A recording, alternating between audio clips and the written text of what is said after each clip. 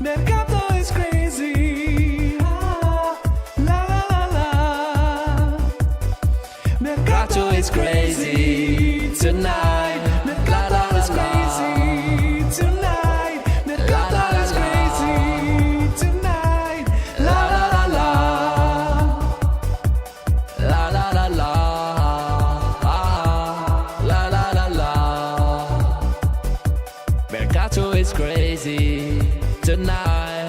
La la la la. Mercato is crazy tonight. La la la la.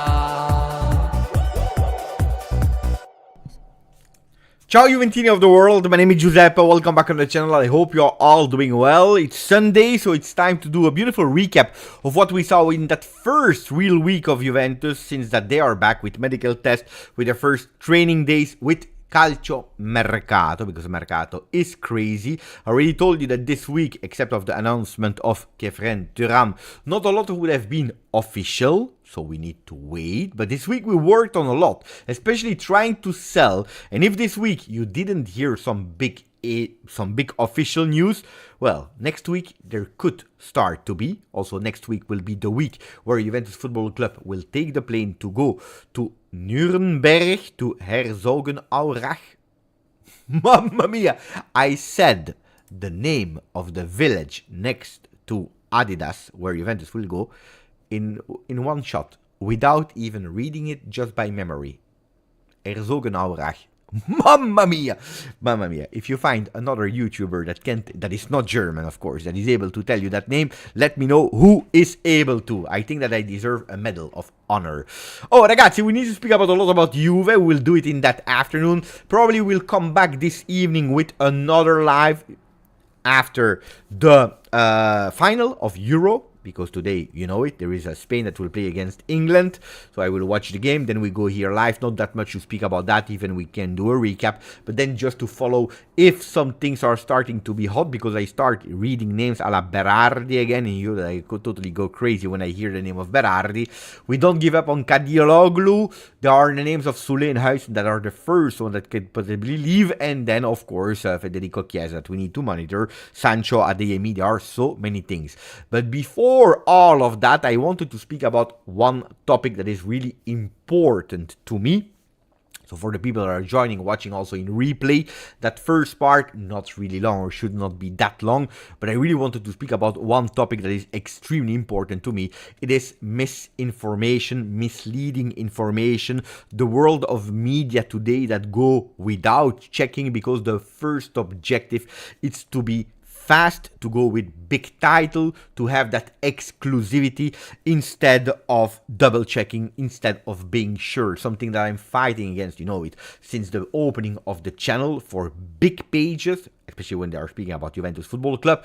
But also, I started the channel because I saw that sometimes the information translated from Italian about Juventus Football Club, the club of my heart, were not always totally correct, because people, they don't read articles, because they translate with Google Translate without paying attention. How many times do we see, because they are really fast, the Juventus? No, it's Juventus, not the Juventus, because in Italian it is La Juventus.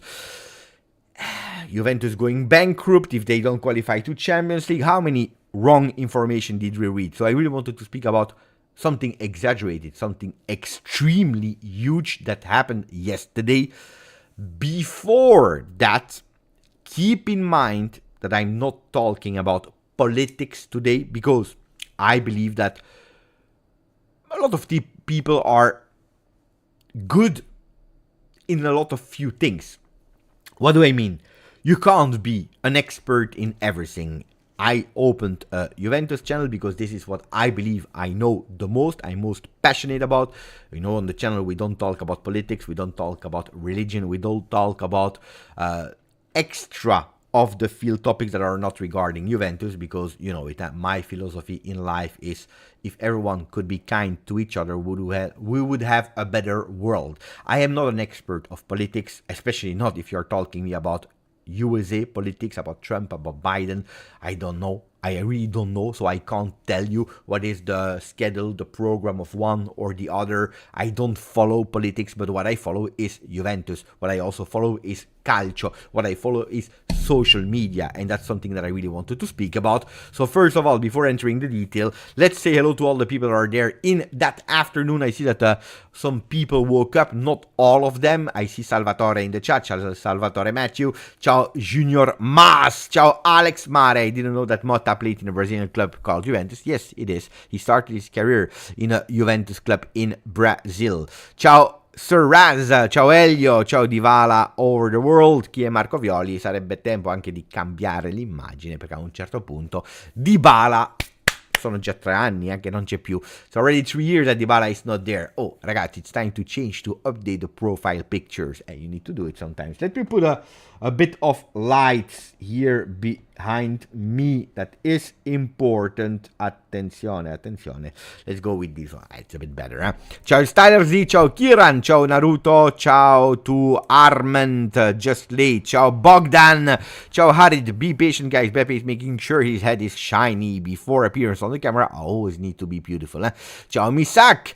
Ciao Rizali, ciao Juve, good timing for live because I'm going to the sauna now. Ciao Mezzo, Mark Violets, we will speak about Mark Violets or Marco Violi depending from what point of view. Ciao Julian, grande Julian that woke up, that stood up yesterday extremely late because he was following all the Marco Viola or the Mark Violet Twitter situation. Ciao Faisal, ciao Dan Simon, ciao Sora Heartless, ciao GTA, ciao to Nikolai. Mamma mia, you're a lot of different people today in the chat and that makes me extremely happy. We even have a new member. Buongiorno, benvenuto, welcome to Mr. Rice. I am Mr. Rain, I am Mr. Rice.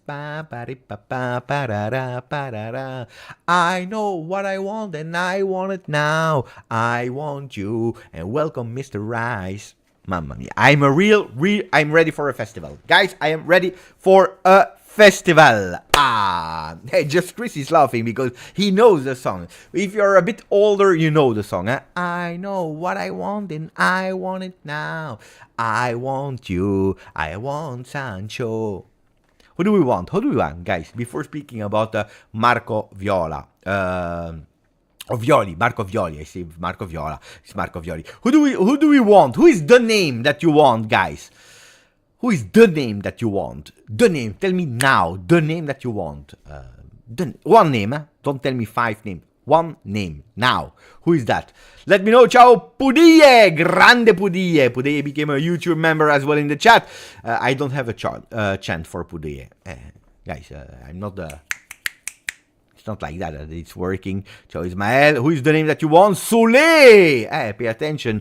Autochthonus. Autochthon, beautiful, beautiful name. According to me, from what I know, because we have some information today. According to what I know, better for you to forget about Soleil. Or to prepare yourself to say goodbye to Matthias Soleil.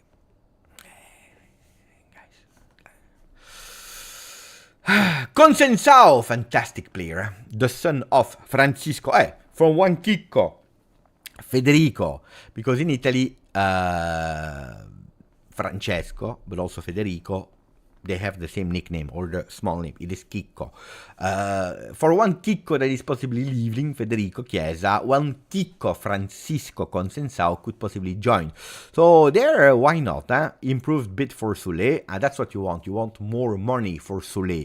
Cope Manners, if you go to the YouTube channel of Romeo Agresti, by the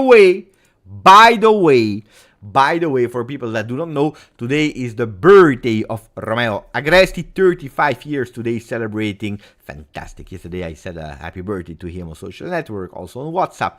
This morning he put a video on where he can perfectly pronounce ten Cope Manners, and he also said, ciao Beppe, thank you GJustjuve for helping me with the pronunciation, because I know it's not always easy to speak another language, let alone understanding the other players. I know that in USA, in England, they don't care. They are not, I think, not professional enough. You know, speaking about double checks, informing yourself, I believe that when you're really a professional at a certain moment, when you're speaking about football, and it's not the first time, if you're speaking about an established footballer, at a certain moment you need to pay attention how you pronounce names of players, that you are as close as possible, especially for names that are not that difficult to pronounce, because I know that if you are going with Kvaratskhelia, Mikaudadze, can be difficult, Mamarshvili, this kind of name is quite difficult to pronounce, especially if you are not used to it,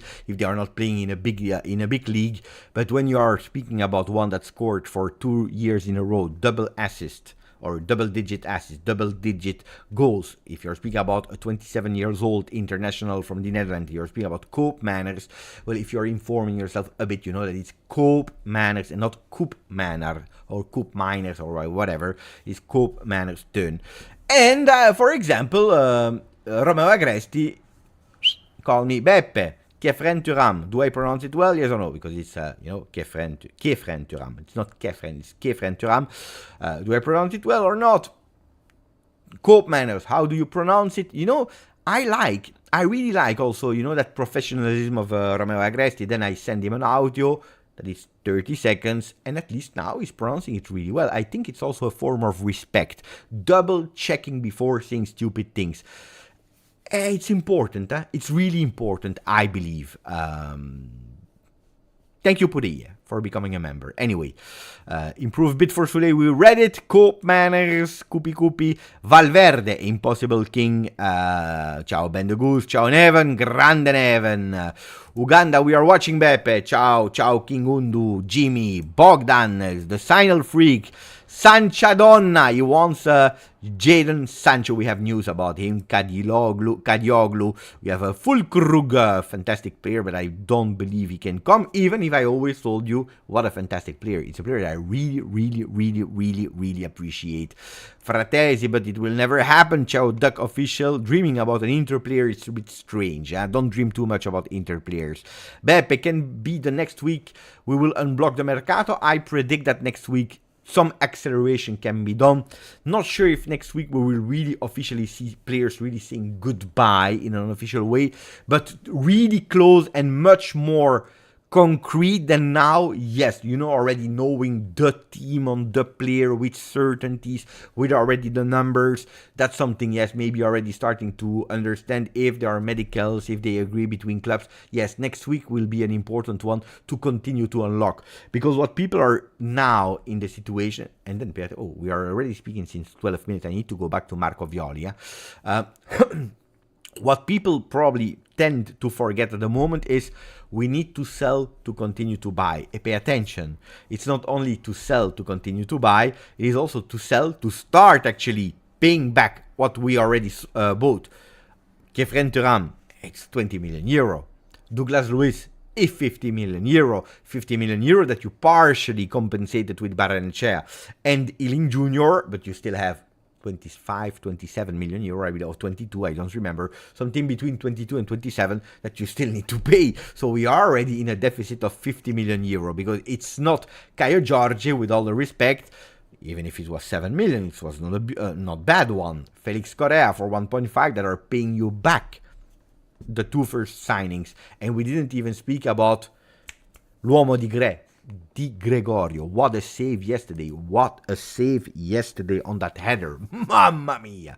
We have inside news also about some players that are starting to be appreciated by Thiago Motta. We have some nice news. Did I miss anything? No, we are still in the intro. 50 minutes of intro. The longest intro ever today. Ciao, Dottore! Beppe, what is the situation of Milik and McKennie? We'll come back on that. First, let me do what I need to do.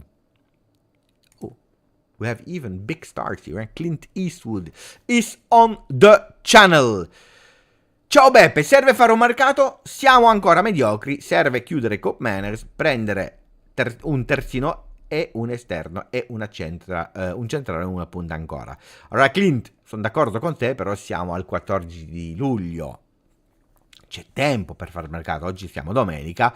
Abbiamo iniziato molto bene. Adesso c'è tempo, dobbiamo vendere per poter continuare a comprare. I said to Clint Eastwood, because he's saying we are at the moment still incomplete, still mediocre, to repeat the words of Clint.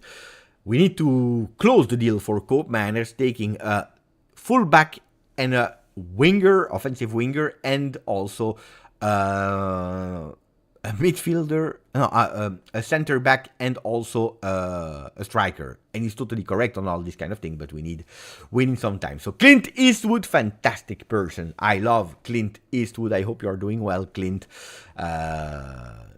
Grande Clint. Il buono, il brutto e il bello. Il bello, il bro. What's the name? The bad, the ugly, and the beautiful. No, what is it? The bad, the ugly, and the ugly, the bad, and the naughty. The ugly, the bad, e il cattivo. The bad, the ugly, the bad, the ugly, and the good, the bad, and the ugly. Grande. We did it. No, I always have difficulty because I mix them and then I forget one of the names. Totally disaster. Oh! What is happening in USA? Grande Jedwan, that you're helping me. Okay, I explain you. Yesterday, I was with my son. He was about to go to sleep because it was 1 a.m. He is on holiday. Yesterday was Saturday. He's about to go to sleep. And we were talking with each other. We were watching some YouTube's funny videos together from a Belgium comedian. It was really, really fun, actually. I like having these moments with my son. That sometimes it's not always about football. We can also have other things that are quite funny. In the meanwhile, I was scrolling on Twitter to see if Di Marzio, Pedulla, or Romano were saying something without too much hope because it was already 1 a.m. You never know. And Nikos Kira, he loves to tweet really, really late in the evening. And while I'm scrolling, what do I see? I see ex-president of USA, Trump, that has been shot. He's not dead, you already know it, but has been shot. Of course, I'm shocked. Again, I don't know about politics. I'm not for you. I don't care about everything. Don't forget that. I don't care about all the... No, it's not that I don't care. I don't know. I'm a bit stupid in this kind of thing, so I don't know that much. I don't inform myself because I'm far away. But has been shot, and I see that image that is extremely powerful with him with his fist in the air with blood on his face. I'm thinking, what is happening? What is happening? What is that picture? Where is it coming from? So I don't know, you know. I'm a bit in shock, to be honest. I show it to my son. I said, did you see it? Because he was also on his phone while we were talking. He said, no, I don't know. So we tried to understand Trump, hashtag Trump shot, whatever. And we see starting to understand what is really happening then. On Twitter, on social media, some people are saying it happened for real, but it has been planned. It's a bit a Machiavellic plan. Other people are saying it's true. Other people are defending, attacking, whatever. That's not the main problem of today. The problem is at a certain moment, I see this picture. I see this picture, not with the text here, but this picture of the one that I know on Twitter. It is called Marco Violi. Okay? Marco Violi, that is a YouTuber like me. He's also a journalist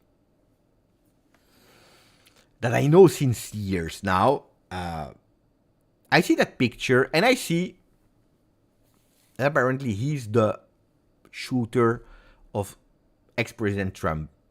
I start to laugh. I said, it's not possible, you know? So I show it to my son. I said, you see, they think it's him, the shooter. And he says, no, it is him, because he doesn't know him. He doesn't know who is that guy, because my son is not that much, or since long on Calcio Twitter to understand all the mechanics and so on. He doesn't know the YouTubers, Italian YouTubers from other team. He said, no, it's him. It's really him. It looks like, but it is really him. That's what they are saying. He's him. And I said, no, it's Marco Violi. He said, no, it is Mark Violet. Mark Violet. It's the same name. It's just a translation. So I don't know what is happening. It's midnight 52. I start to scroll and I start seeing all the big media information, but the huge ones, people that are correspondent at the White House that are reposting, making tweets with the picture of Mark Violet. He is the one. And I said, what is happening? How did it start? I always, before tweeting, I want to know the origin of what is happening. The origin of how it happened is actually this tweet from the account Mussolino. Pay attention, because until this morning, I was thinking that Mussolini was him. Actually, it's not him, but that I will explain in a later stadium. So until there, what I see is himself, like GJustjuve account, my account on Twitter, tweeting in English, breaking. According to the Butler Police Department, the Trump shooter has been arrested at the scene and has been identified as Mark Violets, a rabid Antifa member. Before the attack, he uploaded a video on YouTube claiming justice was coming. Trump 2024 breaking news, Donald Trump. This is the origin. A tweet written, what I was thinking and sure about it until this morning, by himself, put online, and from that moment on, in a millisecond, it became extremely viral. Reposted immediately with accounts like Wall Street Silver that were putting it with the same picture.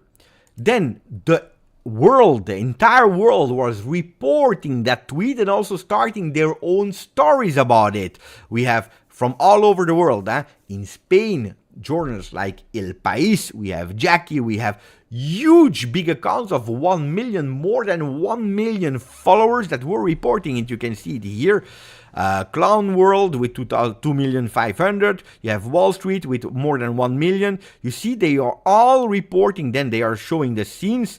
Quentin is putting it as well. Zach Jones, you see, Nicolas Kruger, I meme, therefore I am, Global Press, it's troll account, serious account, journalist account. They were all tweeting, reporting that thing that was happening yesterday. And actually, more I was digging, searching, looking, I went totally crazy because I see that guy that I personally know because he's an Italian supporter of Roma. He's a YouTuber that is speaking about Roma in, let's not say a professional way, even if he is in a way a journalist, but it's not a journalist alla Di Marzo. It's probably someone that studied for journalism. And he's also, like on a mini site of Roma, but it's not working for Roma, it's not working for Sky Sport. The problem is that, of course, since years, I know that people are trolling him because the way that he speaks, because he's always reacting to trolls, because he's always aggressive. And more I see that the things are getting extremely serious, that it's spreading all over the world with some big accounts that are saying, we try to translate, and we will give you in a second the translation of what he was saying in his YouTube video before going and shooting ex-President Trump. And I'm listening to the video and I understand Italian, but I also have the opportunity to understand the different accent. I understand Napoli accent, Sicilian accent, Roma accent. So I understand all these accents. And I hear that the guy in that video that they are trying to translate is a video where he's speaking about the final of Budapest or Bucharest, I think Budapest, where Roma, they lost that final. He was extremely pissed off, so he was angry on that video. He was angry against Seferin, against the referee, and he was saying, he was speaking about that final in Budapest that Roma lost. But imagine that we have serious, huge, big news accounts that are trying. You need to check. Can you put yourself now for a second? I know it's difficult if you don't know the background of it, but imagine that you are taking a video of GJustjuve that is not in English, that is, I don't know, in Italian or whatever, and I'm speaking about Juve, and they are trying to translate to understand what I was saying against President Trump. But can you imagine where we are going? So these guys are trying to translate a Roman accent where he's speaking about the final of Budapest, trying to understand. And they are really serious when they are saying, we are trying to translate it. It's a disaster. Guys, it's a really... La Roma in Super League. Ti danno 3 miliardi e questa si chiama Super League. È una rivoluzione che sta cambiando tutto il calcio, sì. Here. Wait. E anche la Juventus sì, e si chiama proprio Super League. Super League, Super League, Super League, Super League. What is this song? 3 years ago in 2021, when in that crazy night of Super League announcement, do you remember? Well, the guy is just a troll like me, like you know, like I'm doing Mercato is Crazy. This guy was doing a song about Super League, taking, of course, the song of Let It Be, taking that song and changing it in Super League, saying Inter, Milan and Juve are participating to Super League. Roma as well wants to participate to Super League. Just to tell you how far we are going in that kind of really strange thing. Not only reported with bits of things on Twitter, but it went so viral, so big, that every single other thing, like YouTube, yesterday you had 35,000 people that were watching his video thinking what he was saying, what he was doing. Here you saw on TikTok, so it went viral where everyone was speaking about him. It was totally crazy. Yesterday, who is Mark Violets from Free Republic? Yesterday, El País, ¿Qué es Mark Violets? It went totally crazy. On television, guys, it went on television, as you can see here. Listen. Agredido a Donald Trump. El sujeto está identificado como Mark Violets.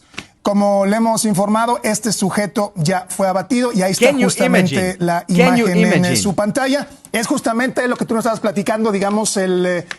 Can you imagine? Can you imagine? Can you imagine? Of course, this guy is not involved. He's not the guy that tried to shoot Donald Trump. It's just a fake news that started actually with a tweet that went viral. Yesterday, when I was thinking that he wrote it himself, I can tell you I was crying from laughter. I was crying. My son was crying. I was telling him, but this guy is just Marco Violi. It's like Colpogobbo. It's like me. It's like everyone. You know, it's just incredible. And this is as a, let's say, a Twitter user, as a Calcio lover that is on Twitter. This is how my night after actually was yesterday, thinking that he wrote it himself and laughing because actually from a fake tweet he was able to fool the strongest country of the world, the news media, the most serious one, BBC, ABC, NBC, Sky TG in Italy, El País. The entire world were speaking about that crazy thing. And I was honestly, I was laughing so much. I was checking, I saw TikToks, I saw things, and knowing the person, because that's the thing. I know the person, not personally, but I know him from years. And there it stops, Or it stops, yes and no, for me, because at a certain moment at 4 a.m. I was tired and I went to sleep.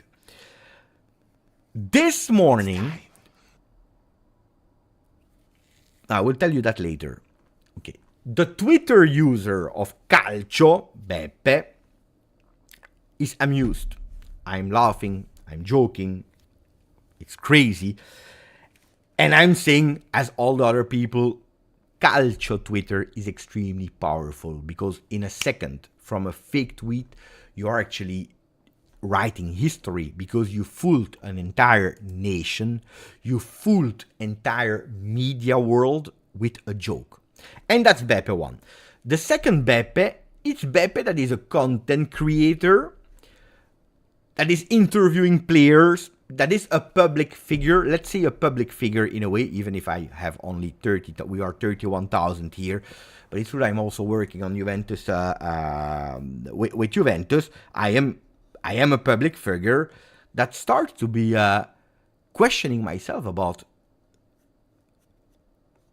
a lot of things. But seriously, a lot of things.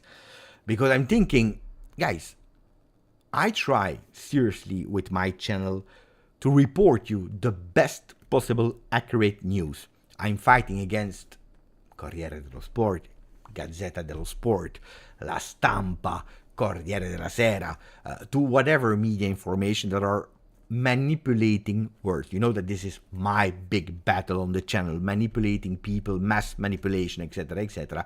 And I go totally crazy when I see news that were not double checked or not entirely true. Of course, we are not speaking about Mercato, because Mercato is crazy. ADMI, is Juventus really on it? Is Juventus going for to Dortmund, letting understand that we are going for ADMI, but actually we are going for Brandt? Mercato is something that is that volatile, that is changing from one day to the other, that also the agents, the managers are sometimes lying so that you are, it's difficult, Mercato, but we know it's part of the game. It's a game, Mercato. But I'm pissed off with the real news when they are speaking about Juve, etc. And even when we have some accounts that I always tell you, because they want to be extremely fast, because they want that exclusivity, because they are not journalists, because they didn't follow courses, because they go and they write things and that are scaring people. Like I saw some accounts starting to spread information. Pogba is innocent. Pogba at the end of the month he will be back. Pay attention. Time clock bomba. I have exclusive news. I see a lot of young insiders today that now they are here. Exclusive news. That player will join. That player will leave. They are this. They are that. I see translation accounts with the Juventus is interested in this. Pay attention. If they don't qualify to Champions League, they will be eliminated. They will be bankrupt. And then this and then this. I saw so many misinformation that I totally going crazy. But that's amateurish level. Yesterday, what I start to see is that huge media, that is not even Calcio, are doing these kind of things. Are doing these kind of things as well. To be fast, they don't double check. They want to be exclusive. They want to be first. They want to go fast. And it's really dangerous, because they are taking a fake troll tweet and they are putting it, boom, in huge, in big. It's taken by the entire world that is not doing their job of journalists, taken by the entire world, putting it on all the televisions, in all the pages, in all their social network with huge, big words, identified as this guy, member of Antifa, he is the shooter of Trump. It's not even presumably or we think that, no, they are 100% sure he is this guy.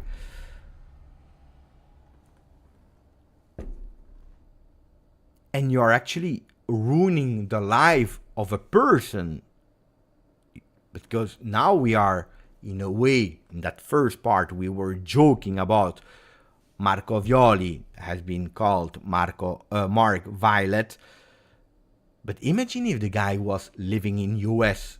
Maybe, I don't know where they were yesterday. I tell you, I don't know about politics, so it could be that they are in Texas, in New York, but let's say they are in New York. That the guy is an Italo-Italian, like my friend Marco Messina, for example. That can be extremely dangerous. He's walking on the street, and it's totally crazy. Huh? It's really dangerous what they did yesterday. Huh? It was in Pennsylvania. Imagine, guys. It's really dangerous. This is a huge mistake. It's putting someone there in big with the picture and then going with not only the pictures but with clips where you clearly see his face, putting him on television, going with clips. It's not only that picture, it's really everything that you can see here. Wait, you see? Let me take away the sound. Here. You see, you clearly see his face. They are speaking about him. They are putting his socials. It's absurd. It's absurd. Really absurd. Why? Because one made a joke about it, and then they found where he said at a certain moment, pa. I think it's really dangerous. And that's the second part. And then the last part, and then we close. Because this morning, what do I see? This morning, I understand that account that I'm not following, but I know that account since years and years and years, I discover that it's not even his account. So the person, Marco Violi, that I was thinking was owning that account, that is called Mussolini, it's not even that his account. He's actually a troll that is letting people think that it's him, or it's a kind of parody account that actually used an old picture of one of the videos where we was speaking about that they were robbed. That's why he's dressed like that in a game of Roma. Use it, putting a tweet like that. And then I'm scared.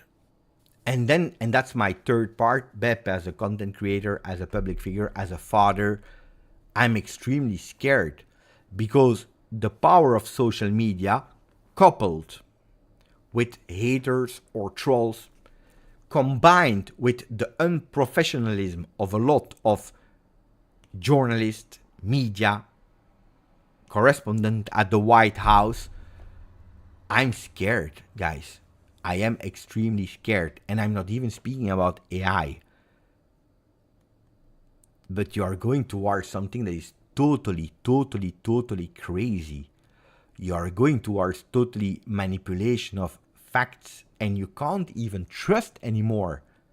You can't. I'm scared. I'm really scared. Because I was with my son, we were speaking. Imagine a guy, he decides to do something like that for me. At 2 a.m. I see my face everywhere on television. What do you do? What do I do at 2 a.m. in the morning, 3 a.m. in the morning? What do? You see your face viral everywhere, but not because I said that it was good to sell Dybala, or we need to keep Chiesa, or we don't like Thiago Motta, or Allegri. No, we are speaking about shooting to the ex-president of USA. That's what we are speaking about. This is crazy. Imagine. And I know that some people, they already trolled me. Some people are jealous. Some because I did some things with players, because I work for Juve, because I have a channel of YouTube that is more successful than another one. I know that there are haters. They are trying every time to do some things. But they for example, years ago, because I never speak about these kind of things, but years ago, some accounts, they were mentioning my former employee where I was working, because my former logo that I did with Paint, with Microsoft Paint, I took the G of Wrangler, the brand of jeans Wrangler. I took the G, and then I took the J from Juventus, and I put both of them together. Was the G from Wrangler, the J from Juventus put together with Paint, because I had no Photoshop, I had no skills, and not even the programs. I was doing as a joke, as a hobby, and I imagined a logo like that.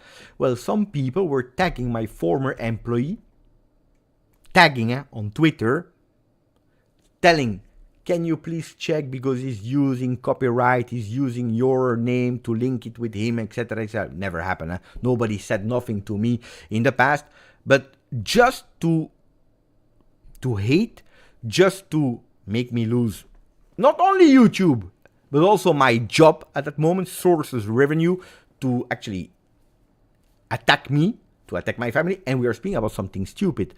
So I know what are these kind of consequences. I know how you can feel, but imagine there, as a joke, finishing next to the images of shooting of ex-President Trump, you with your face, just because someone wanted to troll, and because unprofessional journalists, they didn't do their job. I was extremely scared. And then I said to myself, what do? You take the car, you go to the police immediately. You take the car, you go to the police. What can you do? What can you do? Then, I don't know what are the things. You take a lawyer and you attack them, the journalists that didn't check, and they put actually dirt on your name. I don't know what you need to do, but it's really freaking scary. It's scary. It's really scary. So, guys, pay attention I'm speaking of 200 people plus some people that will watch the replay. Maybe they'll skip that part to go to the Mercato. But pay attention to what troll you're doing, because here we are speaking about serious things, guys. Huh? It's really serious, huh?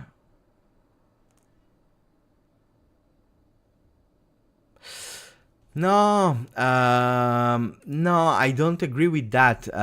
Thanking God because infinite publicity. This is not the publicity that you want.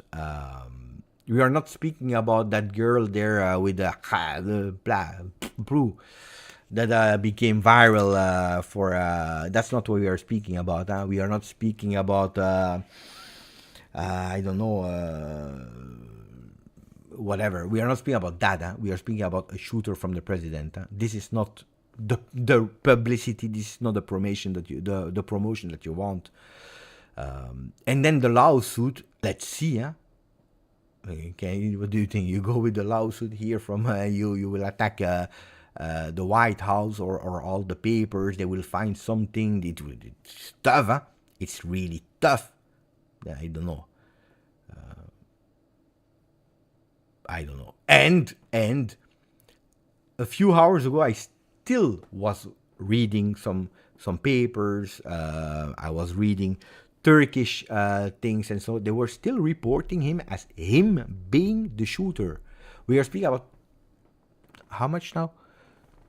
12 hours. Let's say 12, 13 hours after the fact that it was a troll. The name is still circulating everywhere. You have your face everywhere.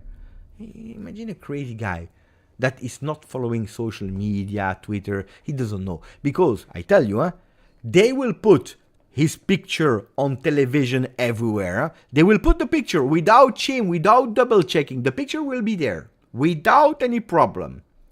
But do you think that they will go on television to say, we were fooled, we didn't do really well our job? No. They will probably say, we found, it was there was a misunderstanding, we found the real shooter, it was him. But they will not speak anymore about the guy. They will not publicly have the same impact as saying he was not him. So a lot of people that are not watching television, that are not following social network, they have his image forever as the shooter of Donald Trump. Can be crazy, huh? Can be totally crazy. Chris, I spoke about it since now 30 minutes. 30 minutes, so I will not repeat everything because otherwise we start again. No. Well, go back and watch it because it's quite interesting. Rise and cross. But, thank you for the donation, my friend. But that shows you how big news does not affect, they are not doing fact checks anymore. They rather be first than being correct. Sad, very sad. Yeah, we are living in a world where we need to go fast. And I tell you even more, it's not only the media that is like that, but it's also the people. In the morning, before I start putting some news, before I do my video, I read the title, but I also read the article. If I read only the title, then what I always do when I do a video is the title of, let's say, Tutto Sport is that. My opinion is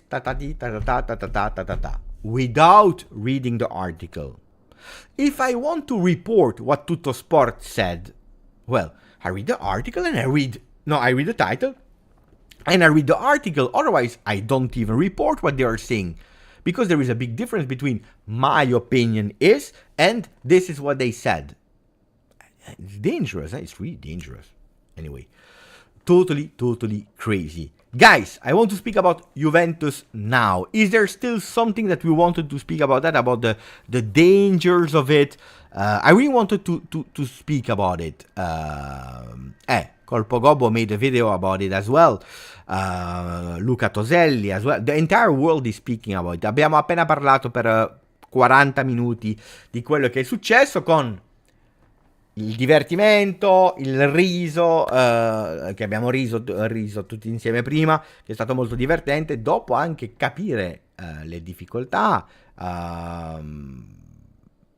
the dangers. Come si dice in italiano? The dangers. How do you say, guys, in Italian, the dangers? I pericoli, le conseguenze che perché comunque è grave, molto grave. This is what we did. So now I want to speak about Juventus Football Club, guys, for the remaining part of the live, because we have a lot of things to say. Tante cose da dire. Yeah, it's huge. So do you want to add something on that before that we go to the Juventus part? Is there some question on it? Something that I didn't explain? Of course, not that you just arrive at the end of the day, you want me to explain everything again. Huh? Yeah, there are some information about Berardi. Again, there is some information about Solé. There are some information about a lot of players that we need to go through. But before speaking about Mercato, should we not speak about that first week of Thiago Motta? Yeah, the spaces. But no, it was not him, actually.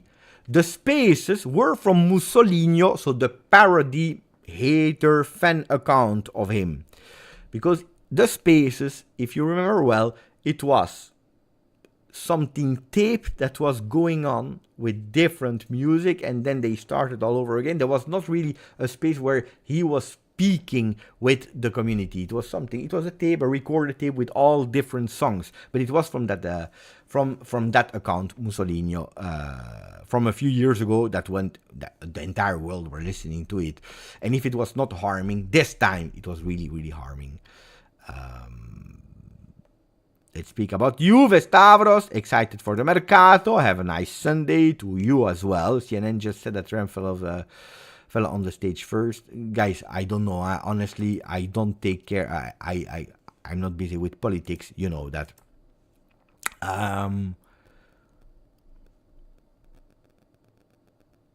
Let's move on. Juve time. Okay, grande. How would anyone believe an account with the name Mussolino? That's the thing. It's totally crazy. Now, let's move on to Juve. There is one thing I want to tell you. You know, on Instagram, a few weeks ago, I made the video with Coach Rafaz. Do you remember the video about the 272, about the way of playing of Juventus Football Club? You remember, I'm sure you remember. Remember that we made that video? It was a fantastic one. Yesterday, Coach Rafaz, my friend, he made a reel about it. What is that 272? Explained in 1 minute. Really nice one. Thiago Motta 272 explained. 3-3, 4-2-3-1, 3-5-2. But what is 272? He sees the pitch horizontally, not vertically. Down the center, you have the goalkeeper, you have number 3, number 2, number 6, number 8, number 10, number 9. That's 7 players. And then on the other side, you have number 5 and number 7. That's what makes it a 2-7-2. If you were to tell your team before the game, guys, we're playing 2-7-2, they're like... Anyway, that video, we made a collaboration short about it. So him and me, collaboration short. And I don't know if you will see it or not here, but who liked it? Oh, wait. Who liked it? Livano Comenensia. You know Livano Comenensia, that is Juventus next gen player that is training with Juventus first team, that is training with Thiago Motta, but also Jonas Rui. So 2 players that are actually at the moment training with Thiago Motta. These players, they are following me. So sometimes I speak with them. So I know them quite well. I like them really, really a lot. I had interviews with him. But usually they don't lie because it's always... But having yesterday these likes on a video that we made to explain the tactics about how you involve the goalkeeper, how you play with a goalkeeper. Yesterday I made a video where I explained to you that training session. A lot of you appreciate it. I didn't know that if you would appreciate it or not, but we did that debrief. If you have these players, Livano, Jonas, that are liking the video where we explain the tactics of Thiago Motta, guys, I was extremely honored because it's true that I don't do a lot of collaboration with a lot of people. It's true. But when I do, I try to have the best of the best. And I already explained to you in the past a bit of Thiago Motta, and then I wanted really to go to someone that really could explain it, like Coach Rafaz.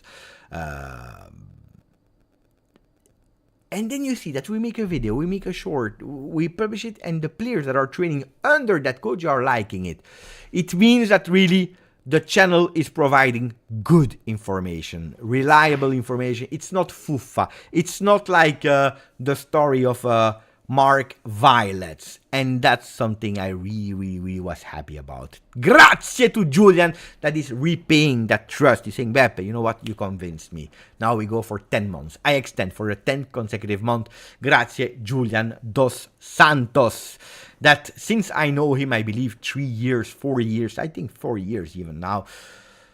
Every time that there are huge European competition, I tell him about Portugal. I tell him about the Netherlands. I tell him all the tournament. And he never believes me. After 4 years where he watched, I believe, let's say 70% of the videos, the lives, he still put my word in doubt. And then he's crying because his teams are eliminated and because he didn't believe me. Grazie, Julian dos Santos. You see? I tell you, you know, Julian. You know it. Cugino Eddie, why isn't Tommaso Mancini with the squad? Good question, I don't know. I have no answer for that. Honestly, I don't know. Imagine they showed it to Motta and they enjoyed your show. Well, I don't believe that they go now to Thiago Motta because they know him since like 4 days and going, hey, do you see they made a short about your tactics? I don't think that they do that. But maybe Thiago Motta watched it. That could be, because 38K, it was not bad. Here I was speaking about some behind the scenes with Il Bianconero. With Il Bianconero speaking about some players that I interviewed. That was quite nice. He said it himself, huh? Guys, I told you before the tournament started. According to me, Spain will win. Before the start of the tournament, I told you Spain will win. And then I told you, before the start of the knockout stages, I told you the final. So I will not change now, huh? I will not change. It would be crazy. It would be strange for me to change now. I don't change. Thank you, Sasha. Really appreciate it. Mohammed Al-Hosani is offering 5 memberships here on the channel. Thank you. Mohammed is offering them to Ryan S, to Kennedy, to Cugino Eddie, to Saif Noah, and to Sora Heartless. 5 members of the channel, or 5 subscribers of the channel that has been selected randomly by the computer, thanks to Mohammed. So thank you to Mohammed, that is extremely altruist and that is thinking about other people more than himself, and I'm extremely happy about that. So thank you. Really appreciate it. The channel, for people that are asking, is doing extremely well in terms of growth, and this is something that I really wanted to thank you about because you are doing an exceptional job. If you're looking, we are now 31,312. If you're looking, the growth in the last few days is really spectacular. On the 10th, we were at 3177. We are not even 4 days later, and we are over the 33, which is huge. 31.3, sorry. It's really huge. Really huge what you are doing for the channel, so really thank you for that. Juve, first week Thiago Motta. I think that after the video I will put a timestamp so that people can skip. Attenzione, before the mini break, there is Marco that sent me a beautiful message on Instagram. He's saying, Beppe, as promised, I will join the channel today on this live today and become a member of the channel. Why you are doing it? Guys, give me a second so that I go for a coffee. I go for il caffè, sipping the coffee. No, I take the coffee with me. I bring it here, and then we go speaking about only Juve, Mercato, training session, the secrets, what we see, what we didn't see, the secrets behind the scene, the players that Thiago Motta is liking. We give you updates about Mathias Soulé, about Sancho, about Adeyemi, about all these players because we have a lot of things to speak about. I hope you enjoy, yeah, that we also sometimes speak about other things. Okay, it was not linked immediately to Juve, but it was a topic that I really wanted to go through because it was huge, it was big, because it was funny, it was trolling, and then I realized how big it was. It was big, yeah, really big. So give me 2 minutes and I come back. Beppe, can you ever do an interview with the maestro? Mamma mia, a dream. Would be a dream. Would be a dream.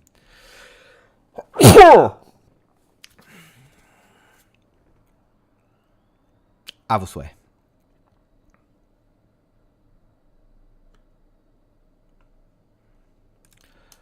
How likely it is, but Allegri, I'm not saying that Allegri was following the channel, but Allegri, he knew me.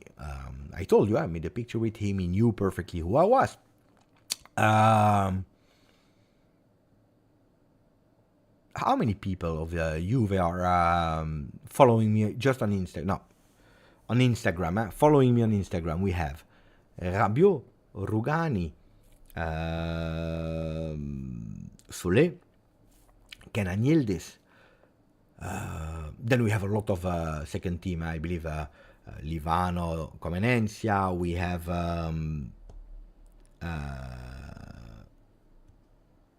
what are the names? I forget who is following me or not. We just spoke about him, Comenencia and Jonas Rui. We have a lot of Juventus women players. We have Savona, I believe, is following me. No, Cambiaso is not following me. No, Cambiaso, I don't think so. Maybe yes, maybe no. Yesterday, Tacchinardi followed me. I'm extremely happy about that. Yesterday, out of nowhere, I see notification, Alessio Tacchinardi is following you, Beppe. I try to check. Let me check 1 second. Yeah, I have more, but Hans Nicolucci is following me, for example. Let me go on Instagram. 1 second.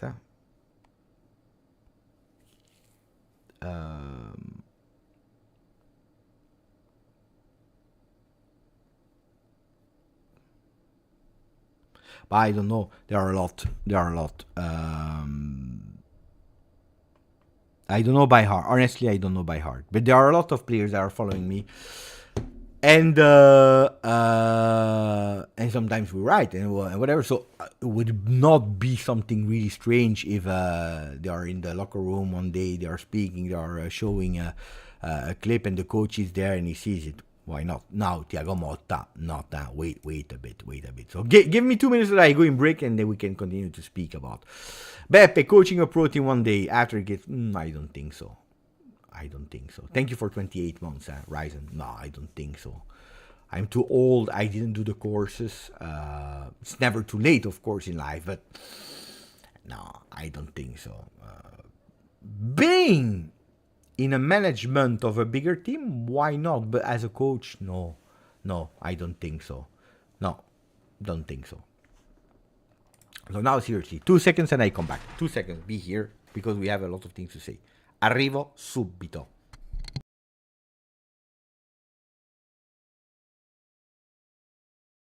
Caffè.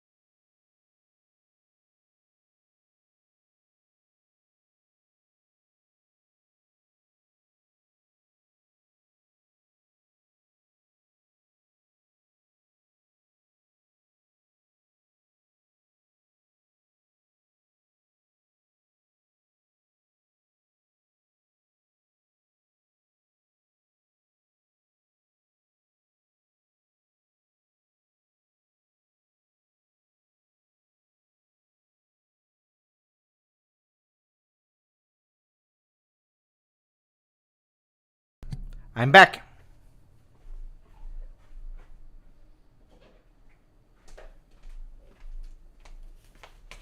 Oh, by the way, Manchester City is about to buy Olmo. Did you hear that?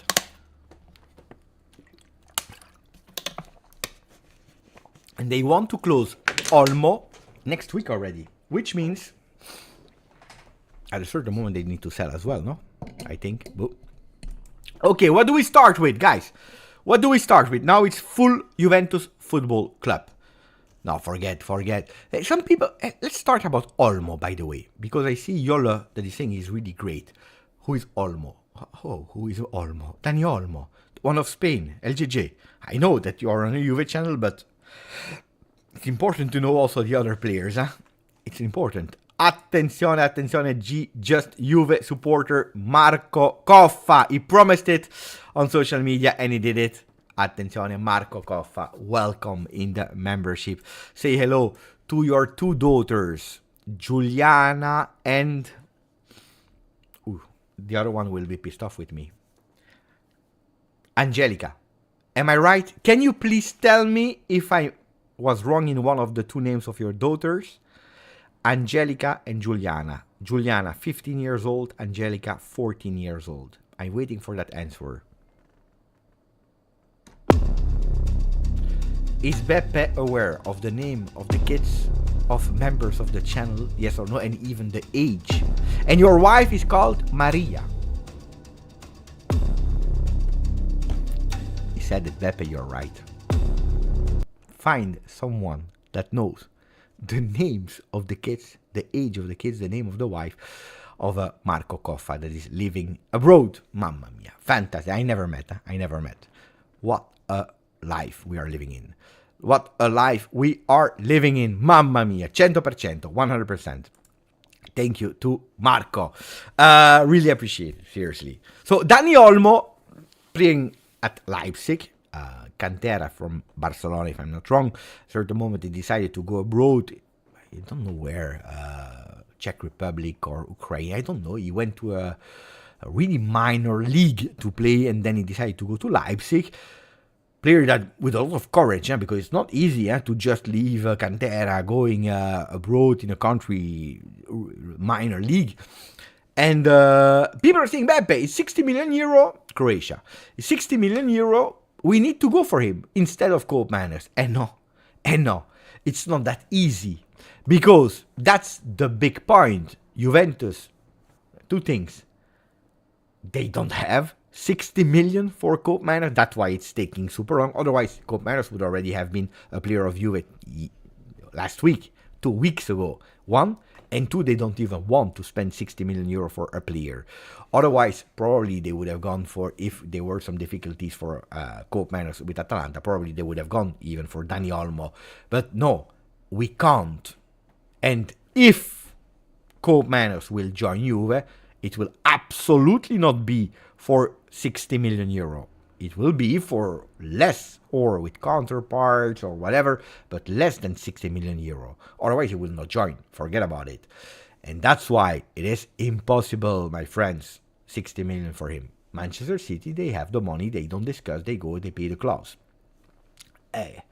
And that's important. But yeah, fantastic player. I would have loved to see him at Juventus, but I never dreamed about him. I never even spoke about him. Even if there were some people at a certain moment, they were starting to be extremely insisting in go for Dani Olmo. Never even took time to investigate because it's really logic. So forget about we should have gone for, because no, we don't have the money. Neither 60 million for Cope Manners, neither 60 million for the other one. And that being said, we start first week. Training session, what we saw, what we didn't see about Kefren Thuram, or we start with Mercato. Go with the flow, guys. We go. I answer your questions. Lead a bit the chat because it's Sunday afternoon, and we go. Let's go. Sasha is saying, let's go. Let's go. You know what? We can potentially even do this.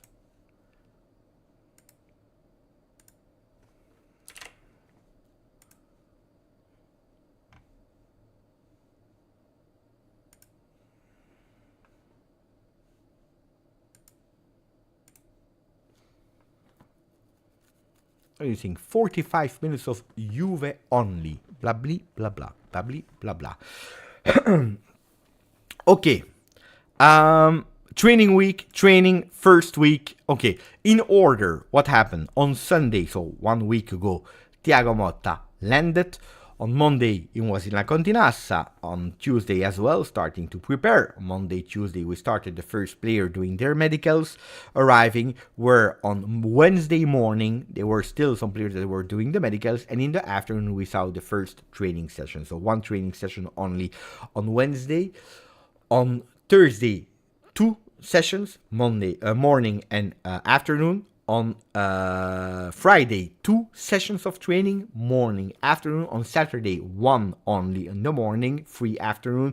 Yesterday, again, or was it the other way around? What day are we today? We are Sunday. So it was, sorry. It was Thursday, 2, Friday, 1 session, yesterday 2 again, Monday and afternoon. Today there will be again 2 training sessions, morning and afternoon from the latest that I received. In the meanwhile, what else is Fiorentina Moiskin? Official, 30 million plus bonus towards Juve. We saw Kefren Thuram announced.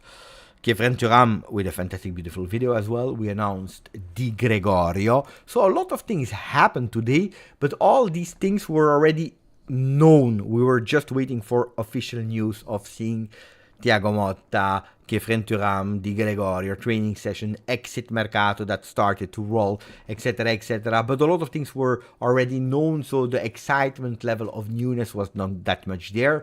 Now, I told you we are focusing not on selling officially, but on selling, planning to sell. And that was important. In that first week, what did we see? We see, of course, a lot of enthusiasm. We saw the Ultra in front of the doors, singing, chanting for the team. From what I heard about the Ultra, guys, looks like they put aside all the controversy, all the stories, all the things. Did they spoke with the management in the meanwhile? Did they found an agreement? The last thing that we saw and that we heard was that they were again pissed off towards the end of Serie A because there were still some things that they couldn't enter. There were still some things that were going on. Is it over? From what I heard, yes, at the moment. And we should start with a season where Juventus Ultra will again support the team from the first minute, home and away. How long? I don't know. That's the thing, a bit unpredictable with Ultra. I am not Ultra. I am not in the world of the Ultra. I don't know everything that is happening in that world, so I can't guarantee you how long it will go. But from now, I see that unity, which is also good. Great production. GJustjuve. Inter Miami are working to tempt Weston McKennie with a return to USA. Something that I already spoke about, if I am not wrong, 3 days ago, before it was on the papers. Who can confirm? I think it was in the video with that thumbnail, but excuse me if I'm wrong, it was on the 11th. On the 11th, it was with that thumbnail. Do you remember, guys? For the people that watched that video until the end. Is it in that video? I think I did. And it was before all the pages were public, where people were speaking about, so I anticipated already 3 days ago. 3 days ago, yeah, because I heard something about that. Then I told you in that video, it's not a done deal. What is the plan of Inter Miami? Inter Miami is thinking about the next step after Lionel Messi, after Busquets, that will stop probably at the end of the season. They are looking for having some important players as well. Weston McKennie could be one of them. Now it's not a done deal. On Weston McKennie, I heard that there are again voices from Premier League, Everton. There was Fenerbahce on him. Don't know if they will push Fenerbahce. Why? Because there is always that appreciation of Jose Mourinho. But the Fenerbahce that is doing things in big. If I'm not wrong, they just signed Maximilian. Saint-Maximin from Newcastle, if I'm not wrong, or at least that's the last team I remember him playing. Maybe he went somewhere else in the meanwhile. So they are doing things in big. I heard a bit from an interview of Mirko Di Natale with a journalist that is covering Fenerbahce that, yeah, there are the names of Kostic, McKennie, but these are not really today the names that are the most hot in terms of desire of the fans of Fenerbahce. What is sure about Weston McKennie is that he's out of the project, and the Juventus literally told him, you refused. Aston Villa now find us a team that is able to give us at least 50 million euro, because that you are able to give us that team or not, you are anyway out of the project, so it's better for you to find a team. Are miracles happening? You see, Sir Raz is sending me indeed that video where I spoke about Inter Miami. It was at the 12th minute 30, where I started to speak about that one. Thank you, Sir Raz, for the accuracy of it. Sam Maxima from Saudi. He went from Newcastle to Saudi, and now he's to Fenerbahce. Okay. So, but why didn't I speak about it every single day? Because at the moment, honestly, it's not a done deal, but talks are starting with diverse clubs for Weston McKennie and also for Milik. Even if the team that are interested for Milik, they are not that 100% known yet. They are not. But there are really talks that are ongoing for a lot of players. I told you, this week will be a week of talks to sell players. And that as well has been talked about. Continue with questions, Sam, because I like them. So I picked them in the chat, and then we can go through that. These are beautiful assists. I like them. Training session as well, because I saw the name of Adzic. Adzic, what I can tell you is that it's a particular situation, because we already spoke about him here on the channel, saying that it's a player that is really good, that we wanted to let adapt in Italy, partially or starting with the next gen, with the open window, like a Yildiz, like a Huizen, like a lot of players for the first team. But they understood really quickly that this guy is extremely good. And I'm happy, because we were pumped up here about the name of Adzic already in January. And we were not wrong, because at La Continassa, he's surprising a lot of people in a positive way. They are really happy about him. They are really watching him. They are surprised. They are positive. And not only black and white in the contract is written, it's a player that will be hybrid between next gen and first team. But now I start to hear that he also starts making chances to even, why not, starting with the first team. So maybe starting and then going back for some games to have some minutes with the next gen, coming back. But where the plan initially was, you start with the next gen, and then if you are doing well, you come with the first team, and maybe you can go down and come back. Well, now it's the other way around. Maybe keeping him first team and then playing time with next gen when he's not playing enough and coming back, which is extremely interesting. We saw some videos about him, some physicality. The guy is standing, he's a block already at 18. Physically, he's ready. He has a power shot that is just incredible. He takes his chances, absolutely not scared. He's not intimidated. What position? It's more a kind of CAM, in a 4-2-3-1, when we are imagining a Koopman is behind the strikers in that number 10 position, 4-2, and then you have one with two on his sides. It could be that player. It could be potentially that player. MOC, yeah. Offensive midfielder. He can be that kind of player. But, and now I'm also happy for that, there are also some positive news about Miretti. Miretti that is doing well. I saw a comment in the comment section yesterday that was saying Miretti is there only because of his nationality. Otherwise he would not be there. I don't agree with that. You know that I always defended Miretti in terms of potential and in terms of what I saw from him in the youth academy, but I also was honest enough to tell you the 2 last seasons of Miretti in first team, we didn't see what I saw in the past for multiple reasons. Way of playing of Allegri, mentally that he has been way more fragile after the Benfica penalty of Champions League, all these kind of things. But I never doubted about the qualities of the player. Now, is it enough for him to stay at Juve? No. No, because Juventus is still on a target like Cope Manners, and they will continue to push until the end for a Cope Manners. And if you have a Cope Manners, if you have an Adzic, maybe you have too many players there in that position.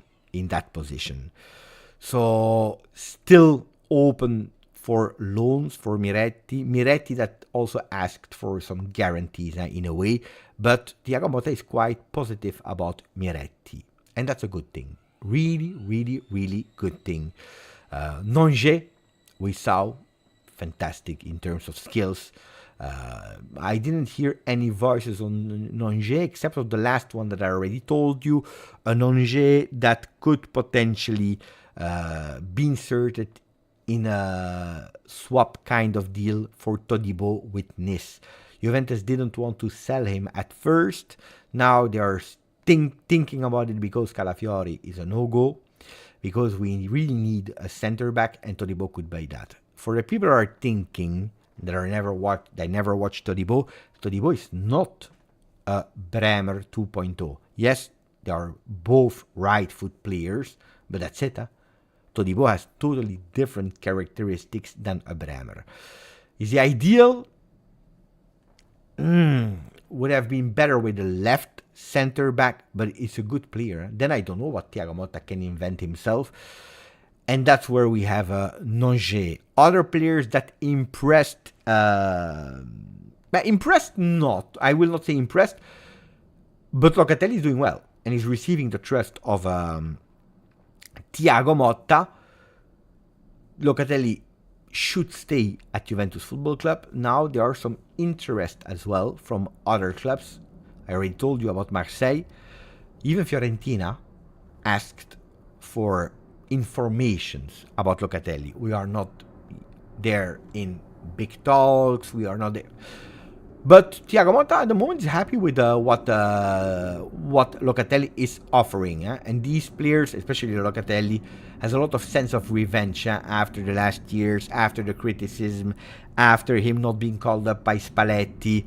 So pay attention also to Locatelli doing beautiful things with Juventus. Then it depends on a lot of things, of course. It is not sure that Thuram will be a starter. It's not sure if it will be Locatelli. It will not be sure if Cope Manners will join. So there is a lot of things to do. But being there, Locatelli, I can tell you that maybe it's even better for him to be there at day one. Not that he missed something with the Italian national team, but at least he already had his holidays. He's there since day one, and he can start really to impress or to show his qualities to Thiago Motta. I think it's important. That's why I made a video where I don't know if I was unpopular or not.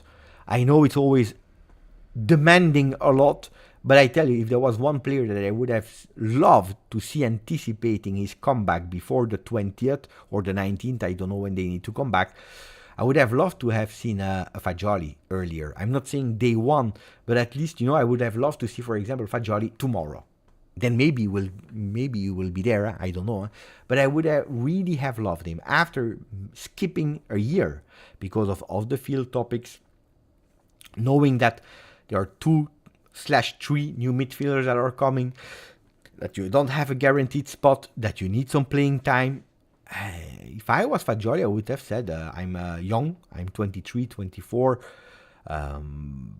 It's now or never that I need to show everything I have. So I give up on 1 week on holiday, I don't care, and I come back. I'm not saying that about Cambiaso, because Cambiaso already know the coach, because it's another position at the moment. If you're speaking about fullbacks, we don't have, so he will be a starter at the moment.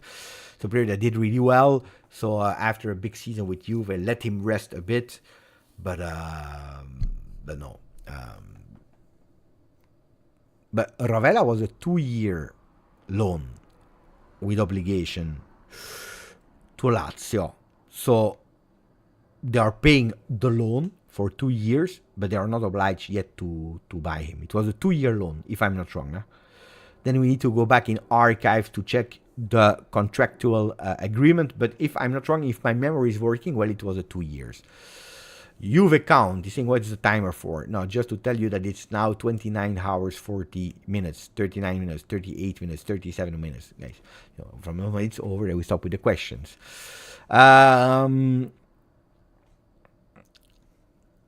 Then, other questions, guys, about this week. Tell me, Kenny think it's a disaster. Bah, yeah, I said it, I said it, but we already talked about that.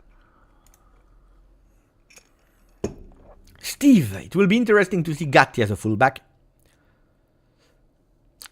Will it be that interesting? You know that at the moment I am not that, how can I say, curious to see Gatti as a fullback, because I tell you the truth, for a big part of last season I already saw him as a right back, because Juventus, they were always playing in that second part of the season with 4 in the back. On paper it was 3, but then you watch the game, you watch how they were lining up, and you had that left winger in that 3-5-2 that was always dropping down, with Gatti that was going wide. And they were always playing like that, with Gatti that had that permission to go up on the right side, with McKennie that was staying a bit lower when Gatti was going up. So that was really a technique that we already saw. Now, what we were missing sometimes with that ball on the feet when he was carrying the ball was a bit of quality of Gatti, not really knowing. You know, it was like Gatti in that position, knowing when he needed to go on the right side, knowing that if he had opportunity, he could go up with the ball. The only thing that was missing, probably, and that probably the most important one is, and then, what do you do when you have the ball? What do you do when you have the ball and you are there in opposition side? Because that was the problem of Gatti, where a lot of time, or he stopped and he went back with the ball. He gave the ball to someone that was behind him, or he did some really strange things, or we lost the balls a lot of time. That was the problem. While I think that if really we will start to work with him on the right side, we can potentially see a Gatti that not only is carrying up the ball, which he already does, but knowing what to do with that ball, which is huge big difference. Indeed, Giovanni, I agree with you. That was one of the problems. We saw him going up and then confusion. Yeah, it's true. It's totally true. Fantastic on the left as well, because we are speaking always about the right side. We are speaking about Kadioglu, that is a player that can play on the left and on the right. Cancelo that can play on the left and on the right. We are speaking about the Thiago Santos, fantastic player, but that's a right back. We are never speaking about the left back only. Well, Patrick Dorgu is a left back. Young, 2004 born player, so it's 20. But there you can't put players. It's cash. And Corvino is an expert in selling. He just sold, I believe, a Pogbanic, I don't know, the player, exact name, for 15 million euro. I was like, wow. Mitai is a name that from time to time is coming, Luke, but I don't know. Jallo, I tell you, Jallo, Gatti, I'm not surprised. Jallo, I'm surprised. I will put the counter here as well. Jallo, I am surprised. I'm surprised. You know why? I put the corner here for a second. You know why? Because Jallo, we didn't see him. And because I know it's a versatile player, they can play as a center back and they can play as a fullback. I'm curious to see now. There were a lot of voices at the end of the season, in the beginning, before Thiago Motta arrived, about Thiago Jallo maybe going on loan 1 year in Italy to play with rhythm. Did you hear some voices about Jallo recently? No. We don't see him in the starting 11. We don't see him as a center back. We don't see him as a fullback. But we also don't hear his name on the market. We never. So Thiago Jallo could be that Thiago is watching and is trying to understand where he can use him the most. Can be a good one. Ciao Mufid. Do you see a possibility to abandon the Coop Miners acquisition, have more patience with sales, and keep Soler? Do we have to change this much this season already? I believe that we really have to change a lot. I always told you that. I even told you how much faces we would see this season as a minimum. Midfield and other roles, yeah, I think so. That we need to change a lot, because if you want to play with 4, I always told you we don't have fullbacks. Even keeping Soler, you need other names up front, because you don't have enough if you want to play that 4-2-3-1. Then today I saw that Tutto Sport were speaking about the 4-3-2-1 with Koopmeiners, Yildiz behind Vlahovic, with 3 midfielders ala Locatelli, Douglas Luiz and Thuram. That could be another solution, where you have less the need of offensive wingers. But still, you need a lot of players, especially fullbacks. And a center back. You need to. Soler, I repeated it many times, is not for Koopmeiners. Look, I love Soler, and I would have loved to keep him. As I love Huijsen, and I would have loved to keep him. But these 2 players.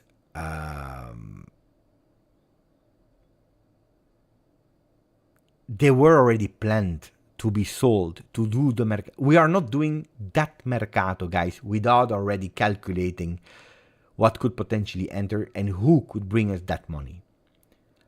Then, there is always a chance that Soler stays, and I would be extremely happy. You know that I'm the biggest fan of Soler since day one. But I believe that because of these players, it's not that you sell Soler 40 or you sell Chiesa for 40. Chiesa, you still need to pay back from him, even if it's not a lot because he has only 1 year of contract. But Soler is total profit. Is total profit, like Huijsen is total profit. Paris Saint-Germain will try to accelerate now on Huijsen to anticipate the other teams. There are a lot of teams, big teams on Huijsen. But that money is not only for Koopmeiners, huh? It's the money of Huijsen, it's the money of Soler, it's the money of other people that you already planned to sell, like a De Sciglio, like a Szczesny, like a this, like this. And more you sell, or more you're able to let go the players that can bring you cash that you planned, more you can accelerate and go for the names that you want. If you really want, I'm just saying, Cancelo, well, maybe if things are going really well and fast, you can go for Cancelo. Maybe not, and then you need to go towards one that is cheaper on loan. I don't know, on the right back that is not your favorite player. You see? So, ciao Stefania. But we need to change. Yeah, I'm convinced about that. You see, Tarak. I explained it earlier, Tarak. Unfortunately, you were not there. It's not about Coop 60 and almost 60. Almost 60 with a close. Coop is 60 first request of Atalanta. But Juventus will not go for Coop for 60 million. So, Olmo is 60. There is no negotiation. It's 60. Point la ligne. Stop. You go, you buy. If you have the money, you buy him. Which Manchester United have and will do. Juventus, no. So, 60 for Koopmeiners, forget about it. So, you can't go for Olmo. Coop, you negotiate to increase your offer, but not for 60. Difference. Else, other things. We spoke about the Ultra. We spoke about Nonge. We spoke about Adzic. We spoke about Miretti Locatelli. Venezia. Strong, on Nicolussi for 7 million euro. Pay attention for next week. Something could possibly happen there. And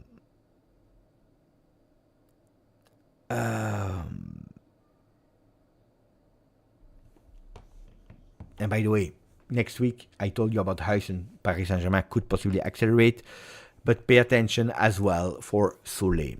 Leicester is strong on the players. On the player. And apparently they made a new offer, an increased offer. Roma is extremely interested in Solé, but Solé would not even say no. Huh? You know, Frosinone is in the region of Lazio, huh? The region of Lazio. So he knows the city as well, etc., etc. He would not say no. He would prefer to stay at Juve, but he would not say no. It's a club that is an upgrade than Frosinone last season. Then they have the money. They are increasing the offer. Will it be okay for Juve or not? Personally, I would love to keep Solé. Personally, if I would write a message to Solé tomorrow, I would tell him, refuse Leicester. Leicester, with all the respect that they won the Premier League years ago. Leicester is the Frosinone of Premier League. Eh? No?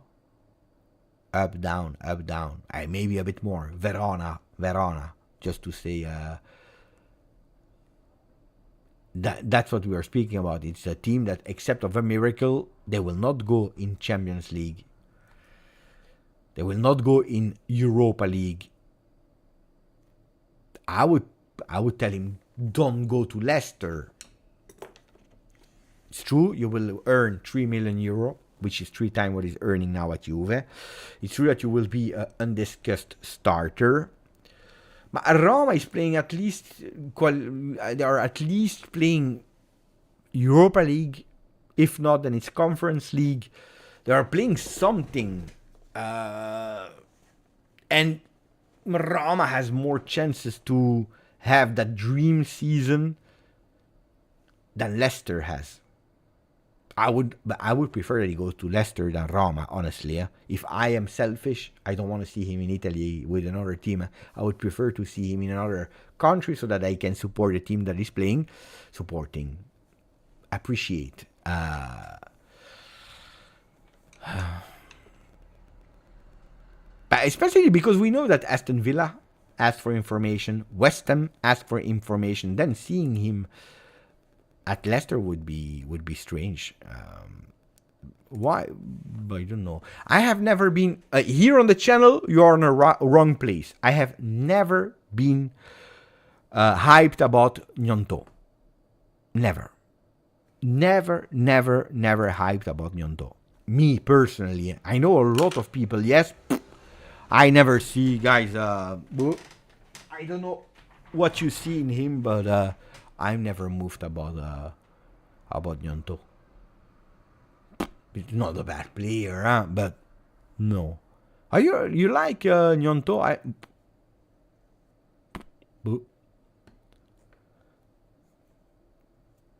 You like? Tell me if you like Gnonto or not. I personally,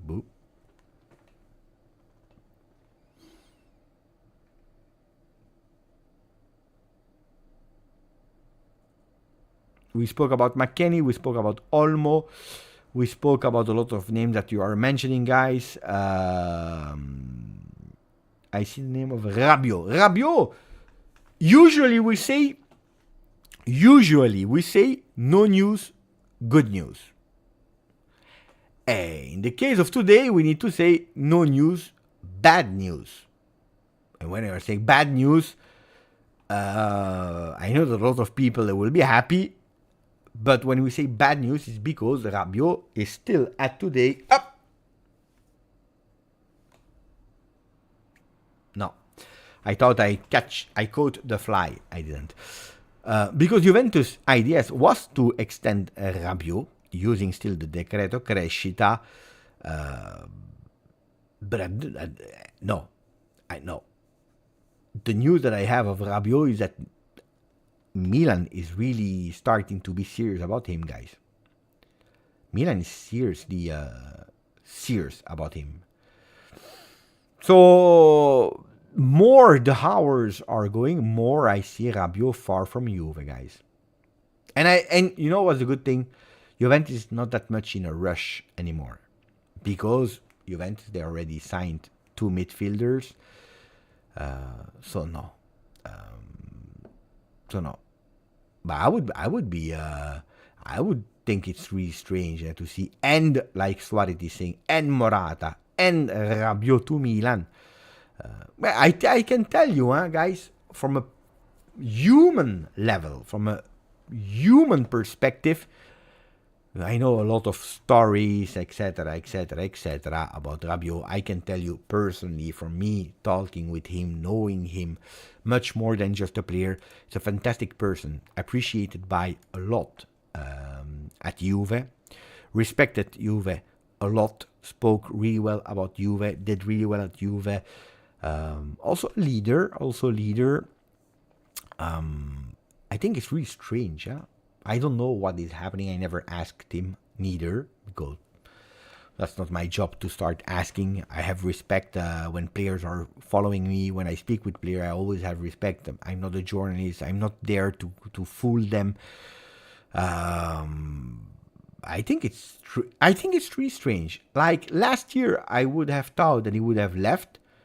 This year, with a coach, new coach, a coach that he knows, that you are playing all the competitions, they're extending for more years the contract with the project that we have, etc. I really thought that it would have been this time easier for him to stay than to not stay. It's really strange, Then, I told you, I am made like that. Player that I know, that I don't know, that I have a personal affection for or not. From the moment that they are leaving Juve, it is what it is, I'm not someone that is attached much more than the contract that they have. Then you can stay still friends with people that are leaving. Like if Nicolosi is leaving, I would be sad, but it is what it is. Like Rabiot, I would be not sad. It is what it is. We turn the page and we move on. It is au revoir. Beautiful memories of Rabiot with Juve. There will be some for me. Beautiful memories of him as a person, yes, absolutely. Will I burn the shirt that I bought of him and also the signature that he made and speaking about my parents? Absolutely not. I would be always grateful for that, but we move on. No regrets. We move on. C'est comme ça, c'est la vie. No.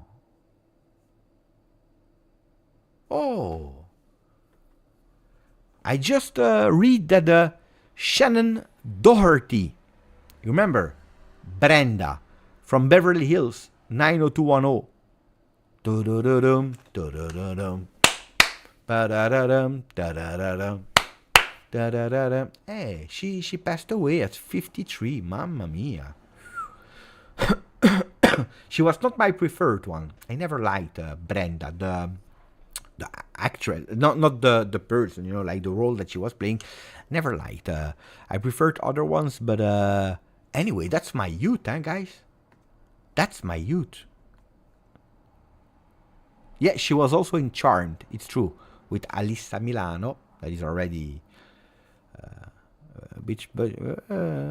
bit much more my type. But Brenda, she was with Dylan McKay, that also passed away quite young a few years ago. Attenzione. I'm a bit shocked. Tell you the truth, I'm a bit shocked. Because she was the sister of Brandon. You had Brenda, Brandon. She was the best friend of Kelly.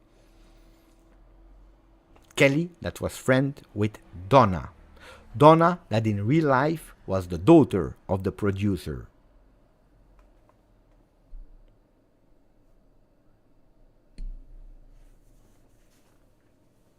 People are speaking about Danilo. I'm speaking about my youth. Okay, so I was watching every time.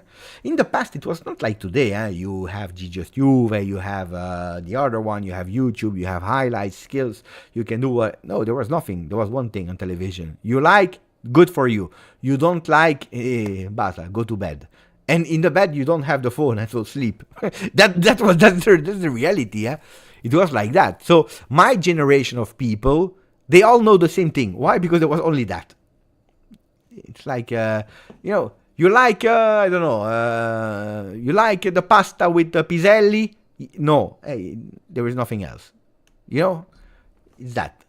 You like, I don't know, Coca-Cola from Aldi? You know, Pepsi, what's the name of the Coca-Cola? Cola. You like river cola? You like river cola? No, then you don't drink, because it's only that.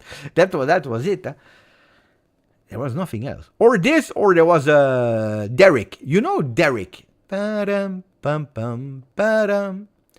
Ba-da-da-dim, da-da-dum, da-dum, da-dum, da-dum. Da-da-da-dim, da-da-dum. Inspecteur Derek. Fantastic. Guys, this, I don't know, they filmed that series not in black and white. They filmed him in yellow, brown, and green. Really strange filter. Germany, inspectors, really old. The guy, he had like, like this. It was like this. It was really strange. Derek. Or Derek or Beverly Hills. And we were watching Beverly Hills, of course. There was a fantastic series as well. 21 Jump Street with Johnny Depp as well. Not the movie. Movies, so bad. The series, fantastic. Fantastic. 250 people on a Sunday afternoon, middle of the summer, that are speaking about Beverly Hills, 21 Jump Street, and Inspector Derek. Derek and Harry. Don Simon, he knows. What else? Teletext. Yeah, there was teletext. What else can we speak about? Alessandro Mach. He decided to become the 31,313th Juventini of the world here on the channel, because he heard about Derek and Beverly Hills. So rest in peace to Brenda, Shannon Doherty, that passed away.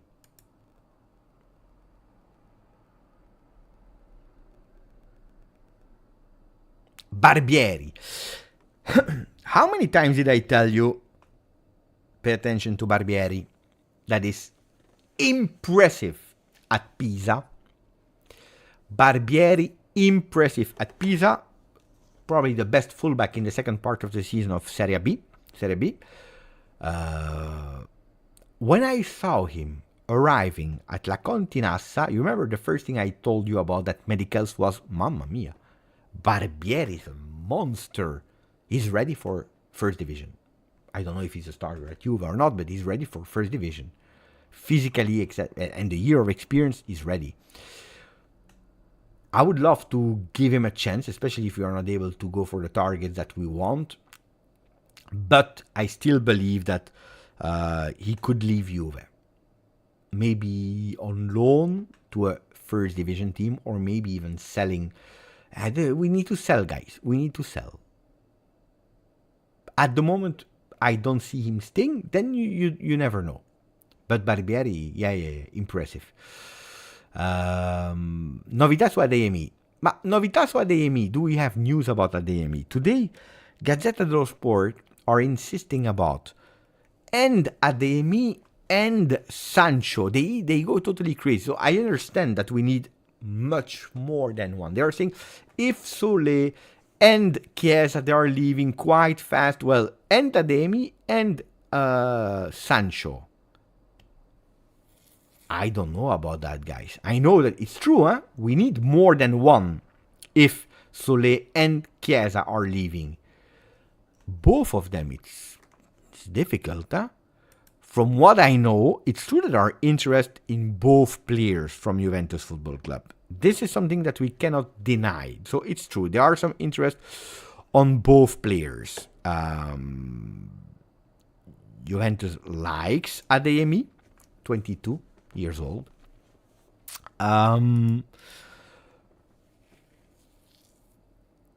There is some interest, but there is not a full yes from ADMI yet, because this discussion didn't go that far yet. And there is absolutely nothing on the table of Dortmund. So I saw imminent transfer, etc., etc. At the moment, yes, interest, but not that close.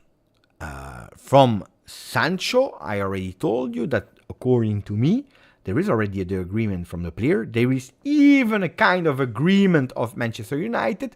The only thing that we are waiting for is to understand who we sell first between Chiesa and Sule, and how fast and for how much. And there you can go for the offensive for Sancho. This is what I know. Guys, what I believe, but it's a feeling, it's not breaking news. Huh? My feeling is we go for Sancho, and after Sancho, we'll probably have some B choices. A Salamakers and a Berardi. A Salamakers and a El Shaarawy. A Salamakers and that exotic new name that we never heard about. Or, according to me, it's more... Or if it flops for Sancho... But I really believe that Sancho will join. Huh? But if it flops for Sancho... Maybe we can go for Adeyemi and Salama, Loriente. These names, two.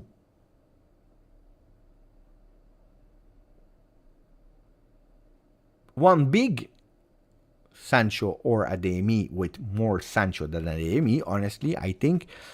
And then an easier name that can play and on the left and on the right. Now, El Shaarawy can play on the left and on the right. Salamakers can play on the left and on the right. Berardi, it's already much more difficult. Huh? I still don't believe in Berardi. I don't want to believe in Berardi, guys. Because it's on top of the fact that I don't like him. On top of that, he's still every year is 1 year older. And on top of that, it's a player that... is injured. As easy as that. Is injured. With a Sassuolo that I would not give a single penny to Sassuolo. As long as Carnevale is there. I would not. We wanted to sign him last season. You didn't want. You refused. Now it's a pity for you.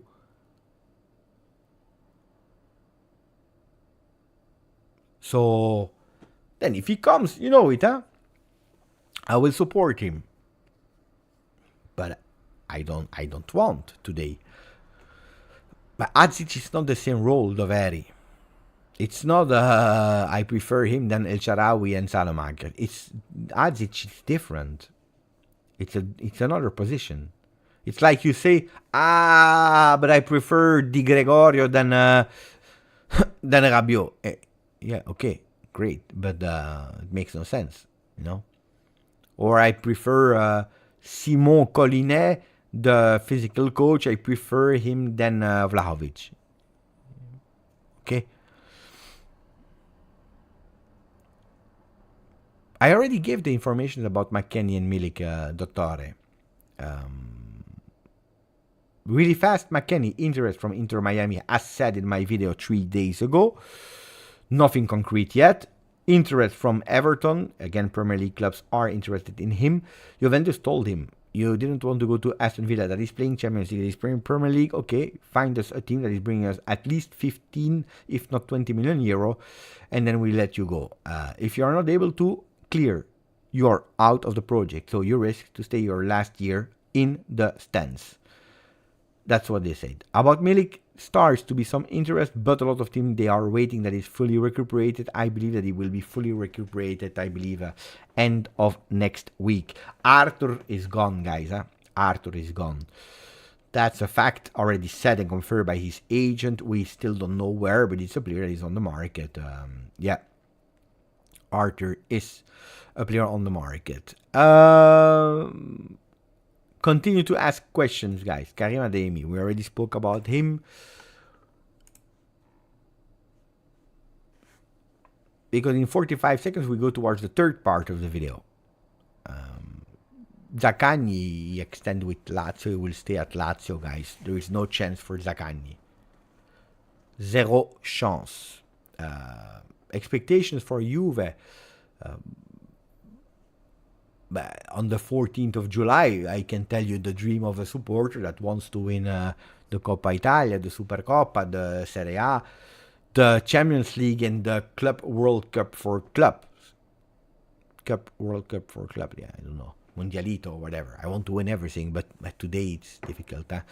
Vlahovic is training. He can't wait to join. He will join before going to Germany, which is good. The vice Vlahovic will not be Mikao Dadze because he just received a here we go from Fabrizio Romano to Monaco. Broja is a name that is interesting, but at the moment, guy, I made a video about vice Vlahovic yesterday, I believe, where I said there will be so many different vice Vlahovic names at the moment where it makes not even really sense to enter, to say this. You can go slightly on it. The thing is, in a way, I'm happy Juventus, they turned the page also on Morata, etc., because they really want to close chapters of 3.0. Fulkrug is a player that you know how much I like, but I don't know why today I read for the very first time I read the name of Fulkrug somewhere in a Juve tweet of someone, but it's really, underground, far away tweet. Is he linked with Juve? Is it something that I missed? I don't believe there are chances for him to Juve, but I would be, mamma mia. If Fulkrug comes to Juve, I would be extremely happy. Yeah? I would be extremely happy. I like Fulkrug. A lot.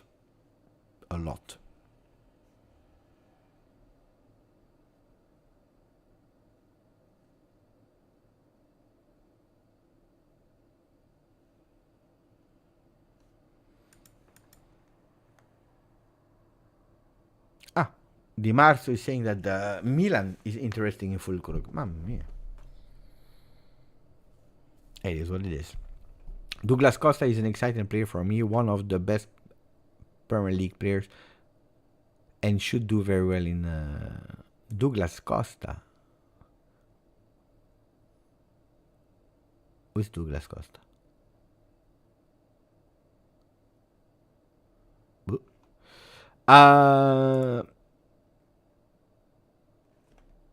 Ma per chi? Stefania? La clausola di chi? Di Morata? No, Morata non torna. Non torna. Douglas Luiz. That's another story. Aldo, is Morata? Yeah, he will go to Milan, guys. He will go to Milan. Milan is cooking. Who are they signing, Milan? Morata. When I speak here about Morata, 50% are saying no. 50% are saying rotational player from Vlahovic. Milan is thinking about Morata to be their first name. Guys, I don't know, Salman. I don't know when I come to Bahrain to visit you. It's the same question that my mother is asking me every day on the phone. When are you coming to my home? My mother lives like 20 minutes with the car, 25 minutes. Let's say 25 minutes with the car. She's asking the same every day. So imagine coming to Bahrain. I don't know. Xavi Simon. There was that name, there was that suggestion. I think Beppe went a bit crazy about Xavi Simons. I'm not denying that there was a small interest, but nothing is happening. Fofana. When we were speaking, choose about between Fofana and Thuram, people told me Thuram. Pavlovic is great. Attenzione. It's a good one. A good name. What a question. What a fantastic question. How I'm doing great. Thank you, Andrei. Thank you. Fulkrug, new Mandzukic.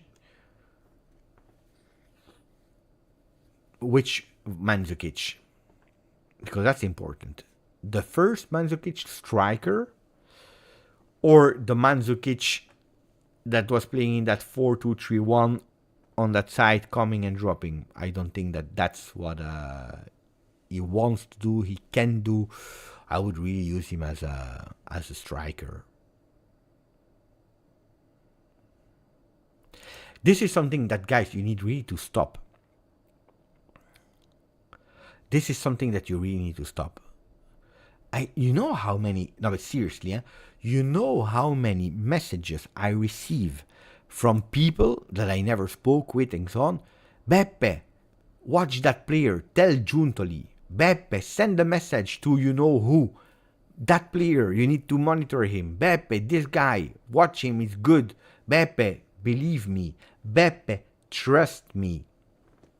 Sign him. Beppe, go tell Giuntoli.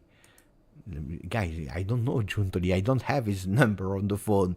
And even if I had, even if I met him at the Golden Boy Award, yeah. But hey, guys, who am I? And what do you think? Seriously, now with all the respect, of course, I'm taking you as an example here, King, because I see your tweet, but I receive really a lot of these questions. Do you really think that I will go to Giuntoli and I will say, Direttore, Brandt, Julian Brandt, check him. And then I will look at him and I say, trust King Shitas. Trust him. He told me about Julian Brandt. Don't you believe that Cristiano Giuntoli, you know how he took Thiago Motta like this, the small slaps on the face of the players that he's meeting, tack, tack, tack, breaking here nearly the bones here when he's taking them. You don't think that he will think that I'm insulting him? If I need to tell him, watch Julian Brandt, a guy that played the Champions League finals a few weeks ago. We are speaking to Cristiano Giuntoli. He's doing a mercato with names that we never heard about in our lives. He's going in Montenegro to find the new Maradona from there that none of us ever heard about. Even in Football Manager, they didn't even know the player. He knew about it. And I will tell him, trust King, go and watch Julian Brandt. Cristiano, trust me, trust the community of Julian Brandt. You will not regret it. Trust me. Guys, seriously, no, but with all the respect, the message that I'm receiving are totally out of this world. There are some really hipsters names that I receive sometimes, and I'm saying, I don't know about the player. It's good, for me to know, but I will not send a message to Giuntoli or to Juventus. When we are speaking about, when I have meetings with Juve, we are speaking about media, about content, about the lives that are planned, that I will do, the players that I start need to prepare. We are speaking about a bit of mercato, anticipating. We are doing these kind of things, what kind of strategy you need to have. But we are not speaking about new names. That's not the job of media. We are not speaking about scouts, and it's really split. It's two different worlds: sporting world, media world.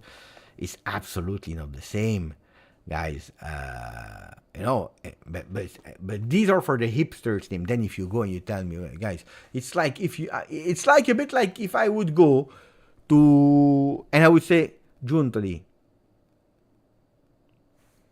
Mbappé,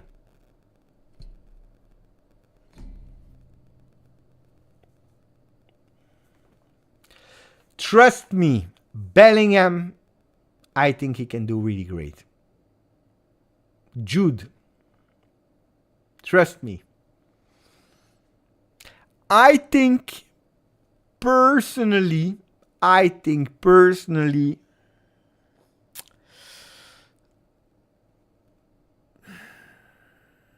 Vinicius, he has some skills, huh?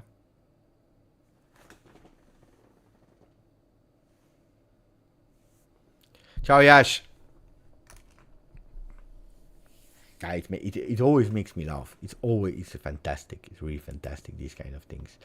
Brilliant Zero. Ciao Brilliant. Thank you for becoming a member of the channel. Really, really, really appreciate. Really thank you for all the support. You know it.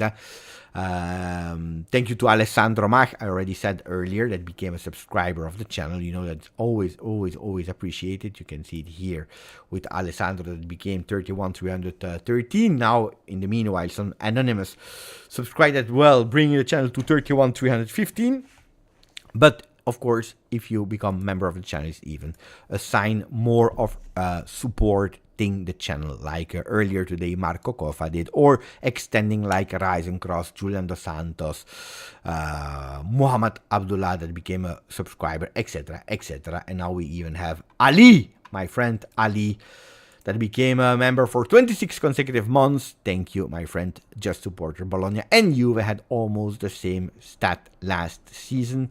It's true, Ali. It's really true. It's true in terms of goals scored, goals conceded. It's not true in ball possession. It is not true in pass accuracy. It's not true in pass accuracy in final third. It's not true in how many seconds before you were starting to press, so the pressing percentage. It was not true in a lot of things. Then if you're stopping at goals conceded, goals scored, yes, it's true. If you're looking at points as well, it's true. But they were totally different. And also with different players. So I think that we cannot really compare both teams from what we saw last season, even if at the end points were nearly the same, goals scored and conceded were also the same. So there are, of course, some similarities, and I will tell you even more, and I know that will be unpopular, when in April 2023, not 24, 23, when I told you that I really liked Thiago Motta before the miracle season, etc., it was also because of a coach that was able to work on both phases. You know, I like that. I like beautiful football, I like defensive football, I like attacking football. What I don't like is when you're obsessed with only one thing and you don't take care about the rest. I like football where you're paying attention to everything, where you try at least to pay attention to everything. Balanced coach, then if we are being able to play better than Allegri, which we saw ultimately, that was not an entertaining football. Of course, I'm happy, even if my priority is to win. Then you have how you win, that is extremely important, but that's also why I took a choice like Thiago Motta when it wasn't popular, because I like that. That's also a reason why I don't like De Zerbi, for example, that is caring a lot about that offensive patterns, build up, and the search for aesthetic more than everything, the search for joy in football. And, it's like a mental, I will not say the word because it's a bit vulgar, but, this kind of, I don't know how to translate the word that I have in mind in another word. I don't find the synonym. If someone can write it in the channel, I can pin it, but you know what I say. It's kind of strange things there. I don't like. I prefer balanced, and we go. How can I join the WhatsApp group? It's quite easy. You go on WhatsApp. Look. Bravo, Ato. È quello che stavo cercando in inglese, però non dicendolo live. Bravo, Ato. Well done. So you go on WhatsApp. On WhatsApp, if you go on updates, so you have WhatsApp. I will not show you, and then you will see all my messages. You go on WhatsApp. Below, you go to updates. Totally on the left of your screen below. You click on it. And then you will see channel. You will see status. Then you will see channels. You go to explore, and in the search you type Juventus Football Club. Here, that I can show you. when you go to updates below, then you have here, you go to explore, so you have channels, you go to explore here, explore, you search for Juventus and then you join. It's easy, but I don't post a lot, huh? Bravo, exactly, Arit. Ali, thank you, Beppe, for explaining. I got scared a bit. No, don't be scared. Never be scared. But, then only because now it's nice. Huh?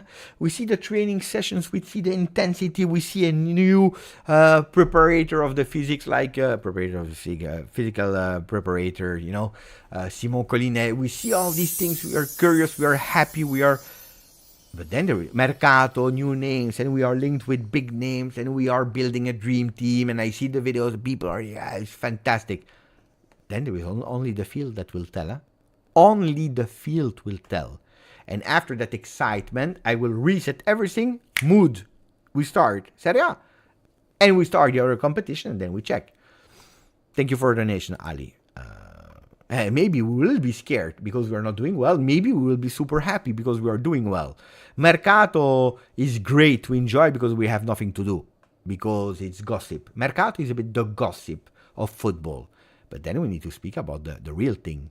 Football dogma. Ciao, grande abai. Ali, rumors about Gatti as a right back. We already spoke about that earlier. Does Juventus have a new sponsor? Not yet, but they are working on it. But I think it's really great as well to not have a sponsor today. Because maybe in a rush, you accept a lower price than what you expect. And then imagine you're really able to do a team with Sancho and Adeyemi and Douglas Luiz and Kefren Thuram and Di Gregorio and Thiago Motta and this, and you play all the competitions. Then you have... you are more attractive for new sponsor because you are showing a real super great project.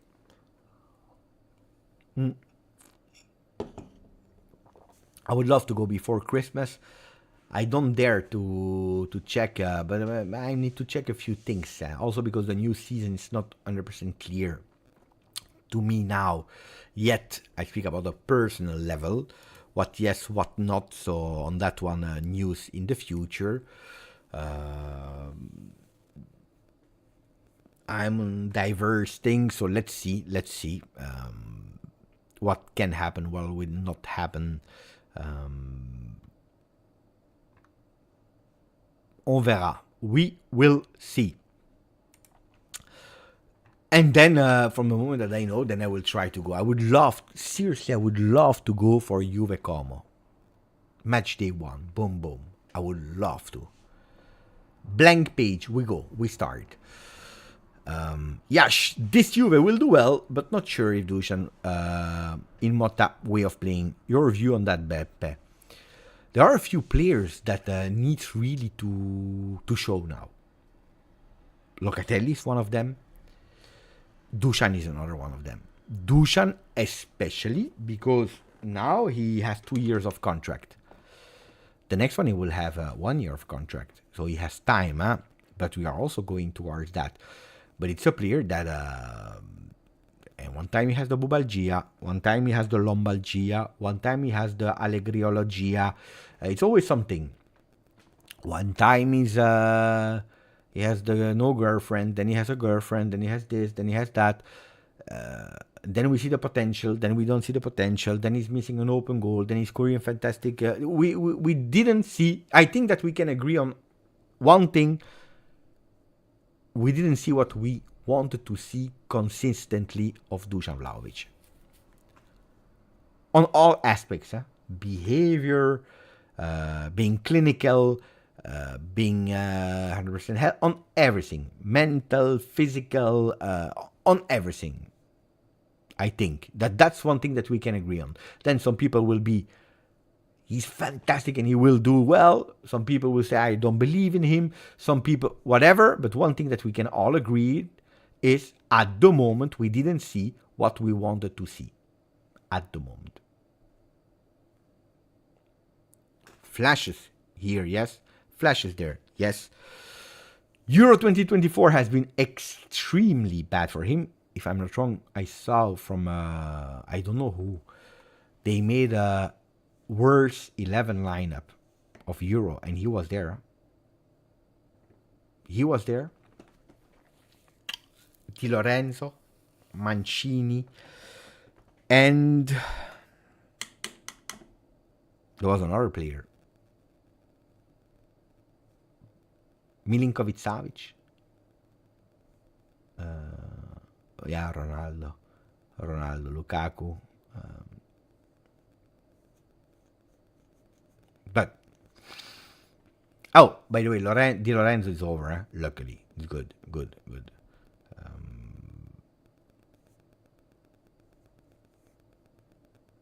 So he needs to do really well. Will he do well with Motta? Look, from what I hear, Thiago Motta really believes that he can do something with Dusan Vlahovic. What he can do from him, I have absolutely no idea. Because, honestly, my first instinct would have been, I don't think that Vlahovic is the striker for Motta.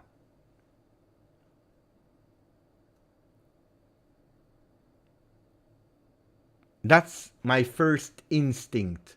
Regardless of the potential, of the salary, what we saw or not, from characteristic, it's not the one for Motta. But then apparently he won, so I trust him. Guys, who am I to discuss? And I'm happy, if he can make from Vlahovic what we all wanted from Vlahovic. I will be the first one that will be super happy.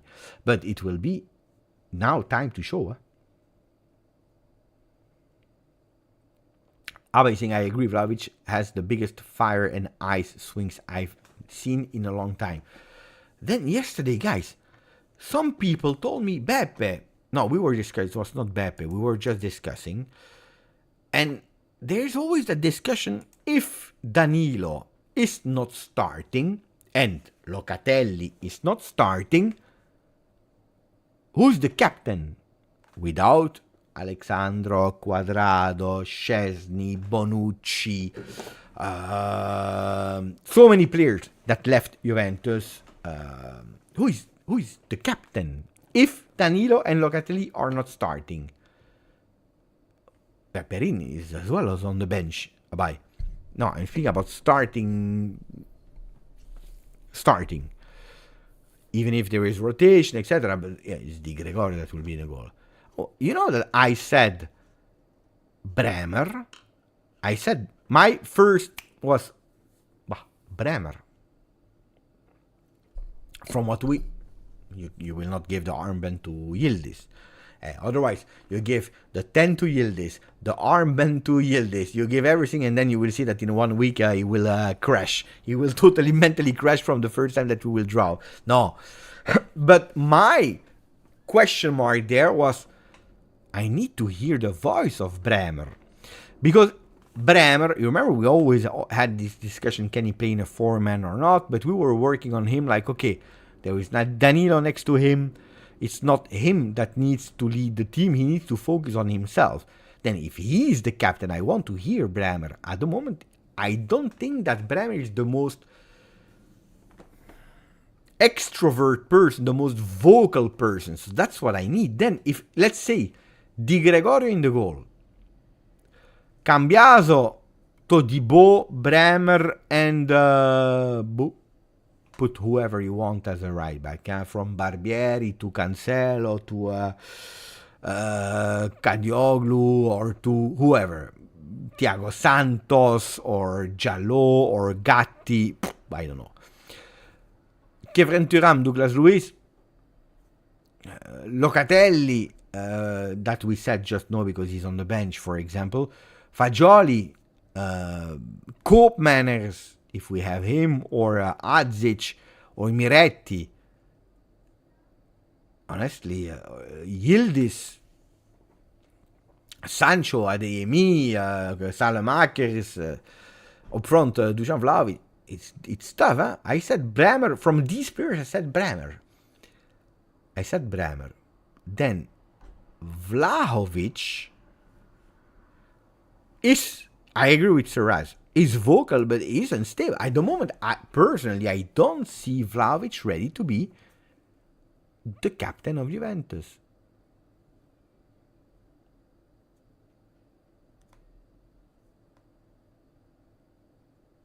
I think he can potentially grow there because he's in a growing phase. I see the will, I see the passion, I see a lot of things.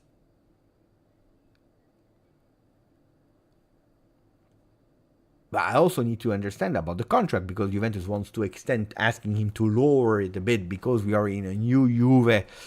And the agreement that he did was out of this world, but it looks like at the moment he has no intention to lower it. So also there, it's important. Bremer, by the way, I need also some certainties because next year the clause will be active.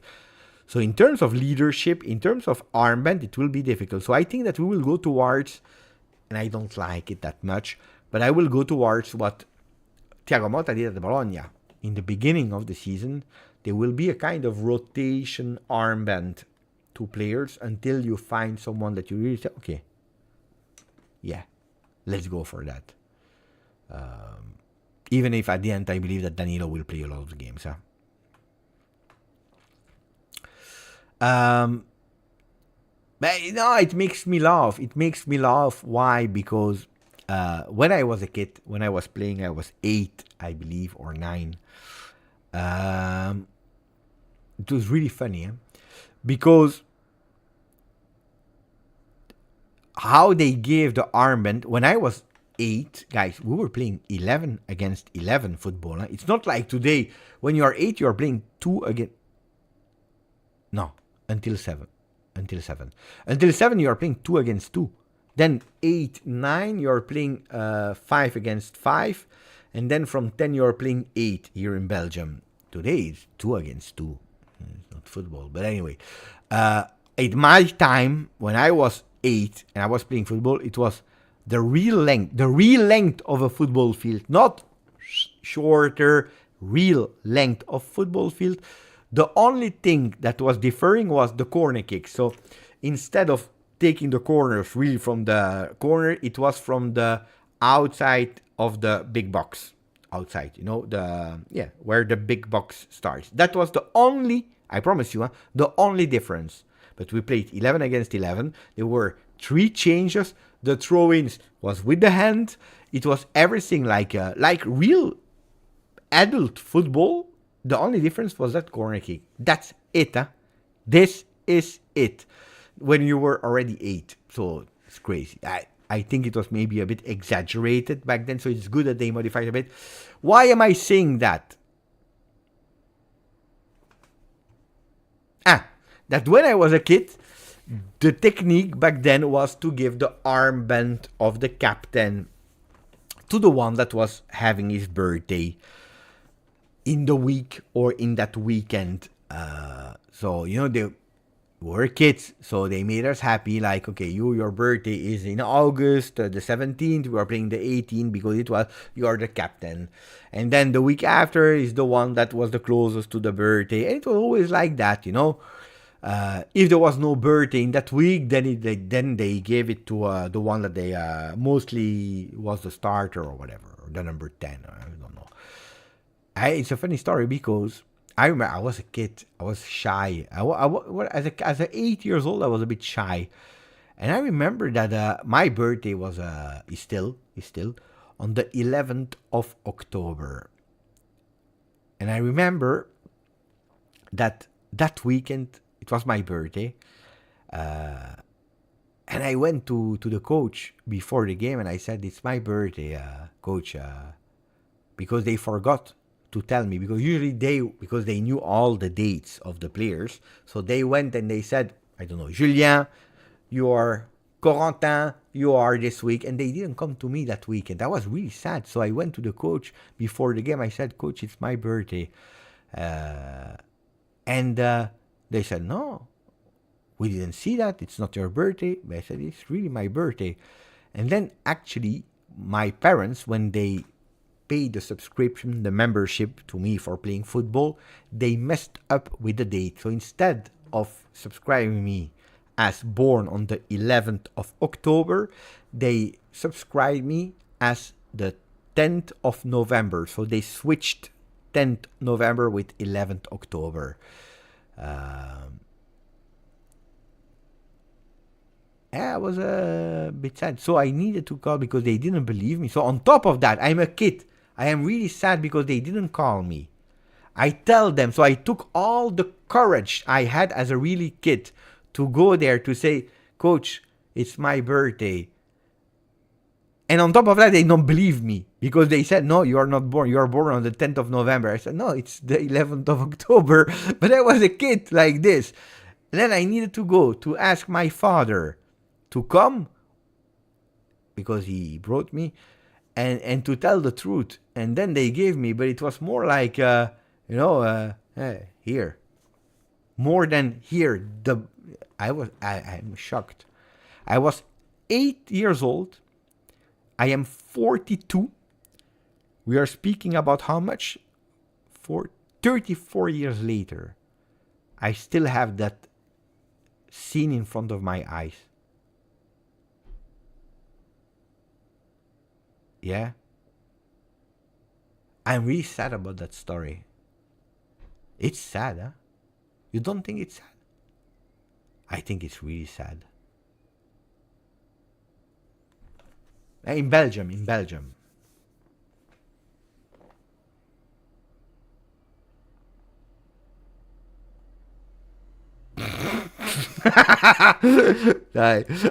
Beppe fighting for his rights in 1774. No, but it's a sad story. It's a real story. I'm not inventing, huh? It's a really sad story. Because I was shy. I was a kid. You know, you're a kid.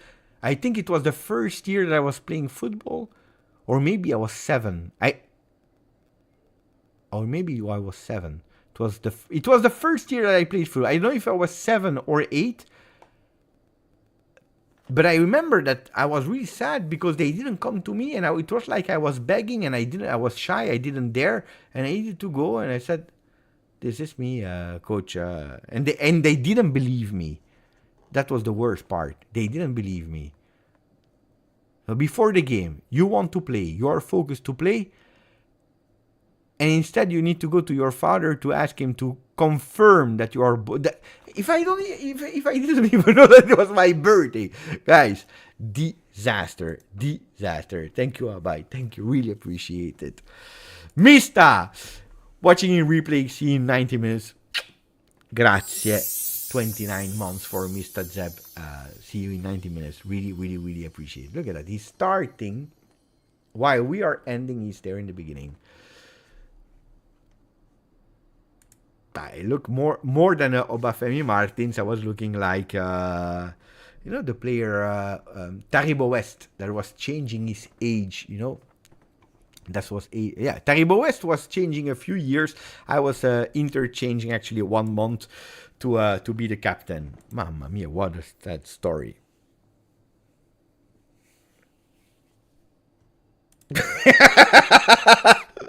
Beppe, I didn't think I was gonna cry at 7 a.m., but here we are. Giorgio. Oh. Ho fatto piangere Giorgio. I made Giorgio crying. Taribo West was crazy, indeed.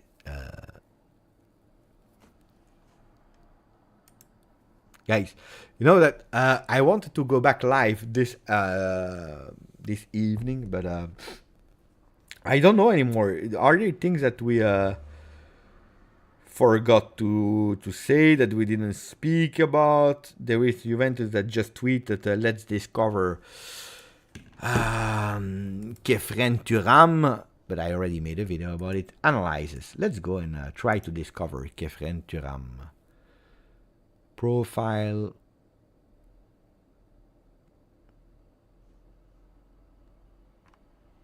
Do they have it in English? Otherwise, I will need to translate every single time. And it's less fluid. No, in English, not yet. What is that? Juve. You know that I love you, I always defend you, but you can't tell me these kind of words. Guys, what is this kind of sentence? Juventus Football Club that is writing. So then, what's your keepy uppy record? What does that mean, keepy uppy? What is keepy uppy?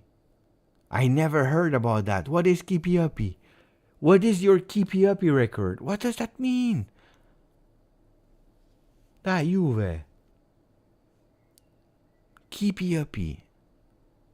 Hooghouden. Yeah, okay, but is it something that we say? It looks like you're speaking really to the 7 years old Beppe that was crying for the captain armband when I was asking to the coach, can I be the captain? You know? Because it's my birthday. It looked like he said, whoa, keepy uppy.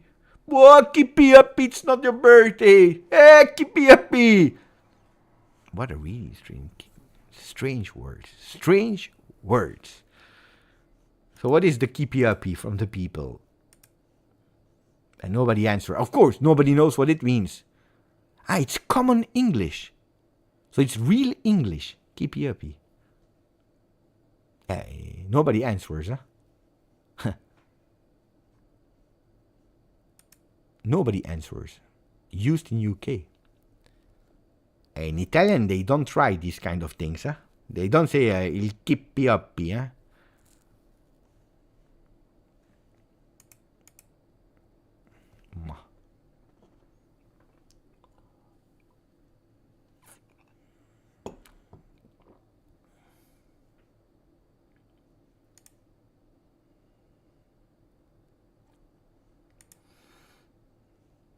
No holiday for me. I have no money, guys. I don't lie about that.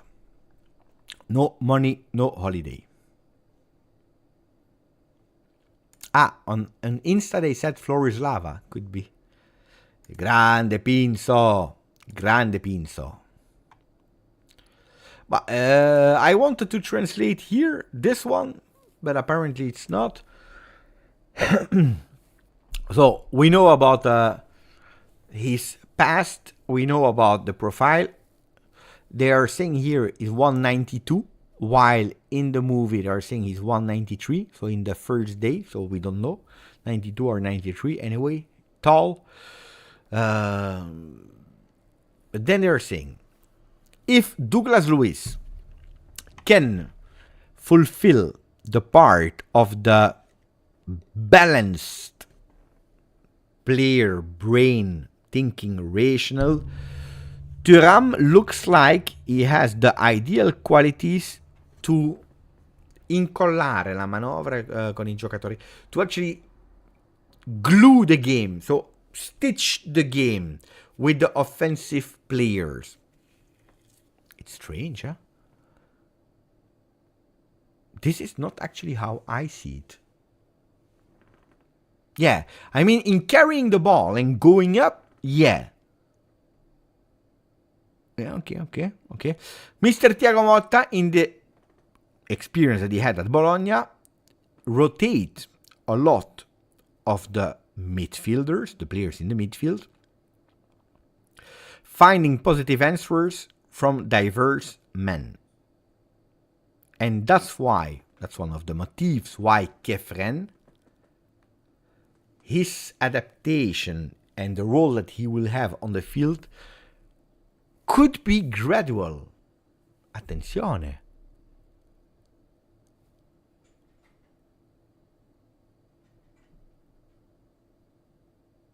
Oh.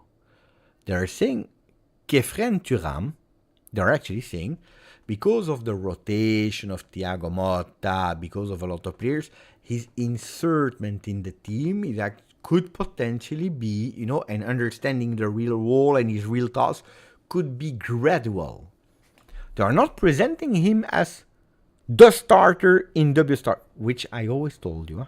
The player from Nice played a lot in a three-man midfield, starting a lot of time from the left. But in some cases, he can also play as a playmaker or offensive midfielder. The impact with Italian football needs to be discovered, but the skills of modern football players from Thuram looks like they can be important and precious already from the first games. They're actually saying to us, calma.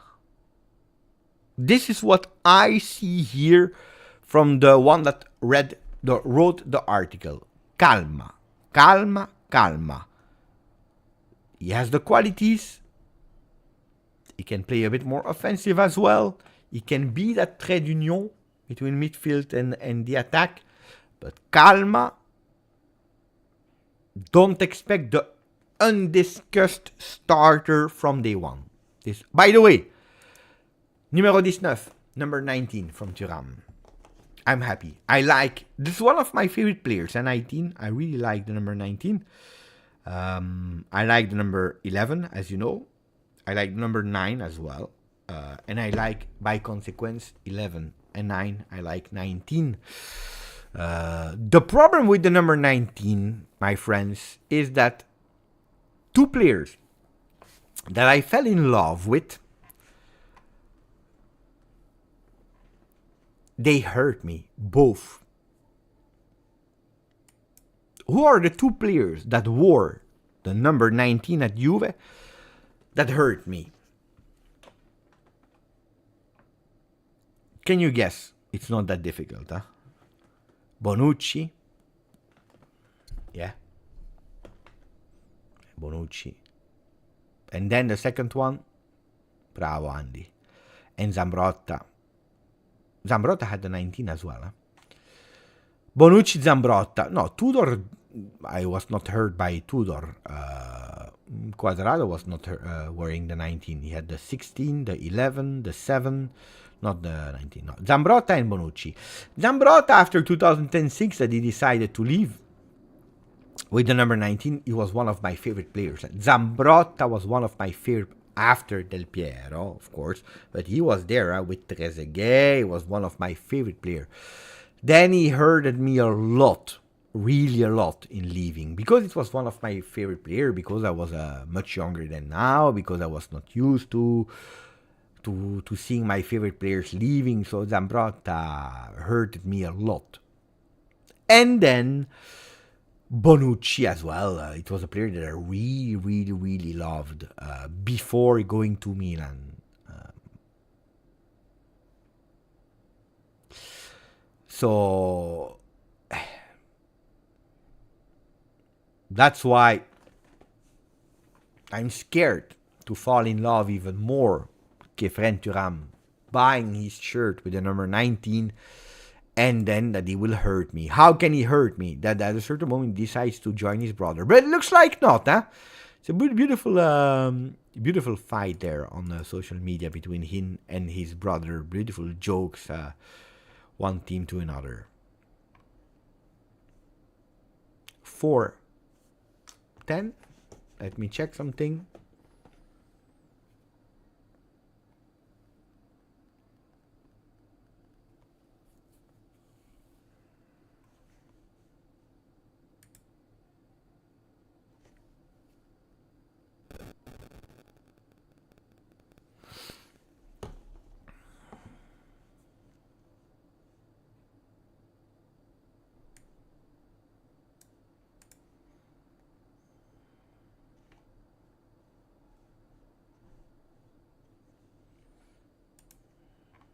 I will wait. From the rumors, Londra Bianconeri, imagine if his brother will be sold. Could be, huh? From the rumors, this week should be the presentation of shirts. At least the first home shirt. Could also potentially be that the third shirt can be presented. So it can be 2, not the 3. Depends. The first and the third are really beautiful. The second is a bit strange because honestly I like when we have The first one, that is the traditional stripes, black and white. Then you can make them thinner, you can make them larger, you can have a more white visual impact or black visual impact. Like this season with the yellow borders, I liked as well. So I have not a lot of problems with that, as long as it's black and white stripes predominant, and not like the 1920 season that honestly as an authentic shirt is beautiful, but never as the first home shirt. That being said, that's one.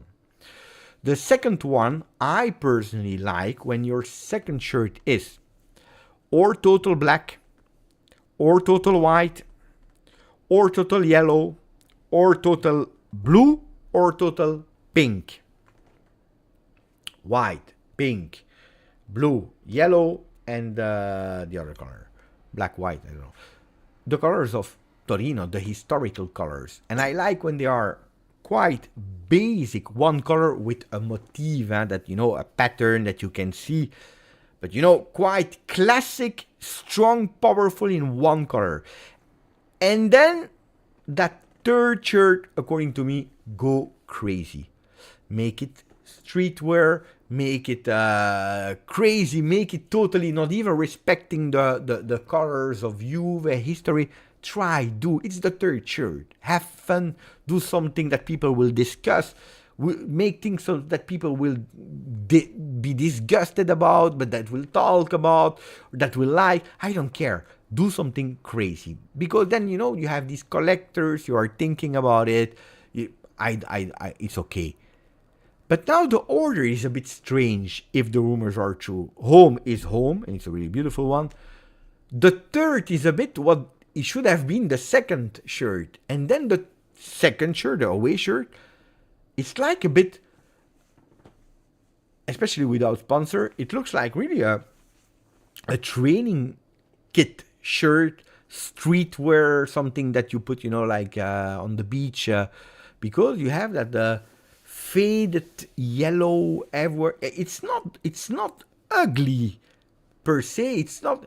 I would have be okay with it as the third shirt or a training shirt. As the away shirt, it's really strange to me. Really strange. Oh, then I will buy it anyway. Huh? I will buy it anyway. Because it's Juve. But this one will make people discuss. But people will be that happy with the first and the third that at the end we will not even discuss that much about. Anyway, people are always happy this season. Whatever you do this season, everything is great. Because last season the shirts were not beautiful because of Allegri. This time, all the shirts are beautiful because of Giuntoli and Thiago Motta. So, at the end, people are happy anyway. Ciao, my Freddy mon amour. Ciao, grande, my Freddy. No, I try to stay calm.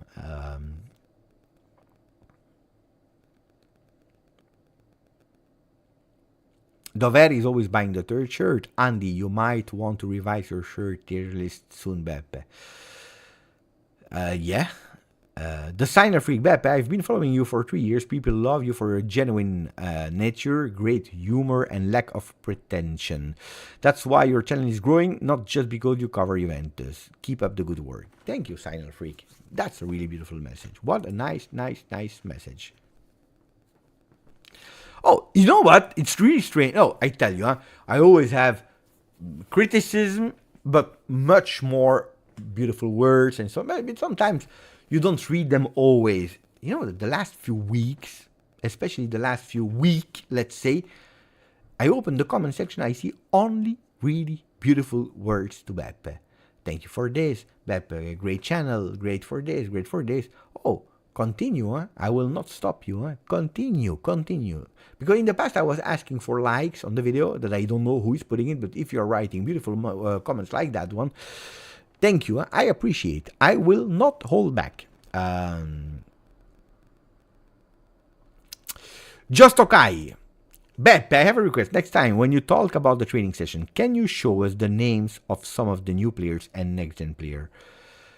I made a tweet, I believe, but also in the Telegram group with who were the players that were called up.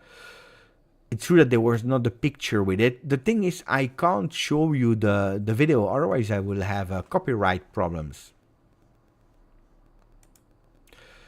And to be there and stopping the video to think screenshot. What I do usually these times are a video in the morning, fully edited, second video without edit. Without edit. If I need to take the screenshot to show you who is Pecorino, Sekulov, and this, it's a lot. It's a lot of work.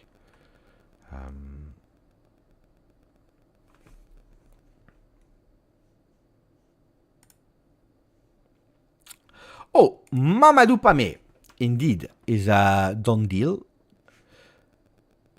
It's a good player, I heard. But at the moment, I'm focused on other players that I'm paying attention from the youth. There are some really big talents that are upcoming. Wait. Beppe, could you show the kids when you search them up? All kinds of them show up.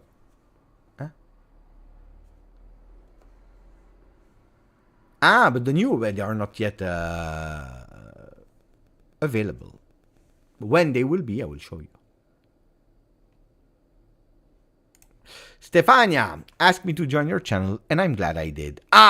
Londra Bianconera.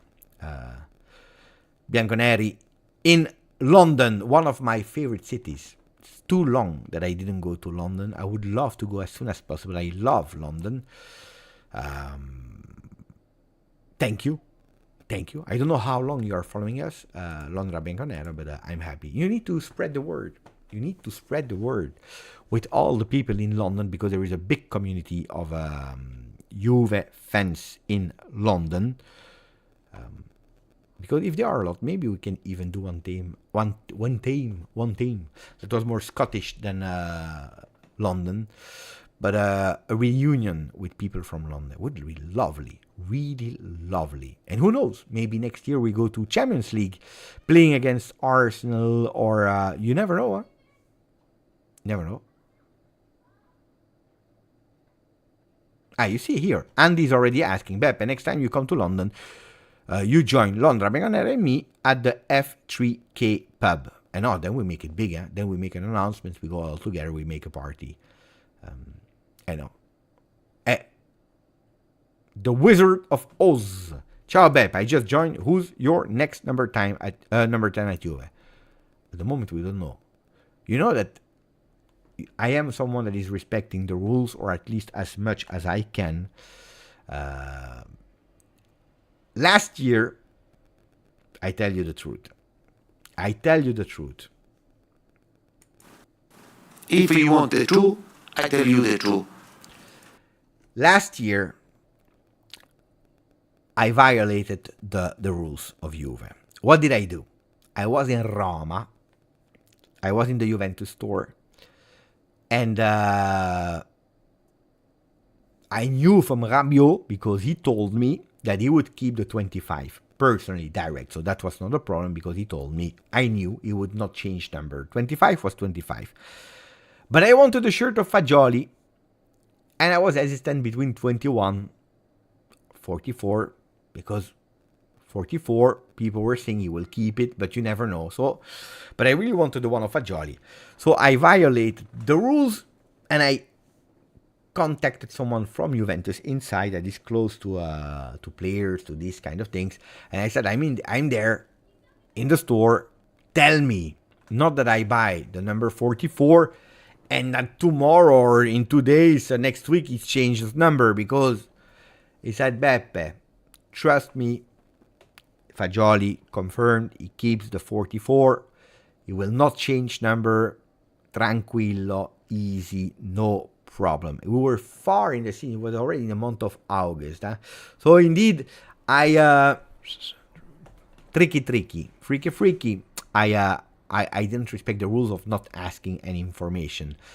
I did. So he confirmed me, but we were late in the season. It was already August, second week of August, if not third week of August, no, second week of August. I buy the shirt, like 3 days later, he announced that he's changing to 21. Disaster. disaster. Why?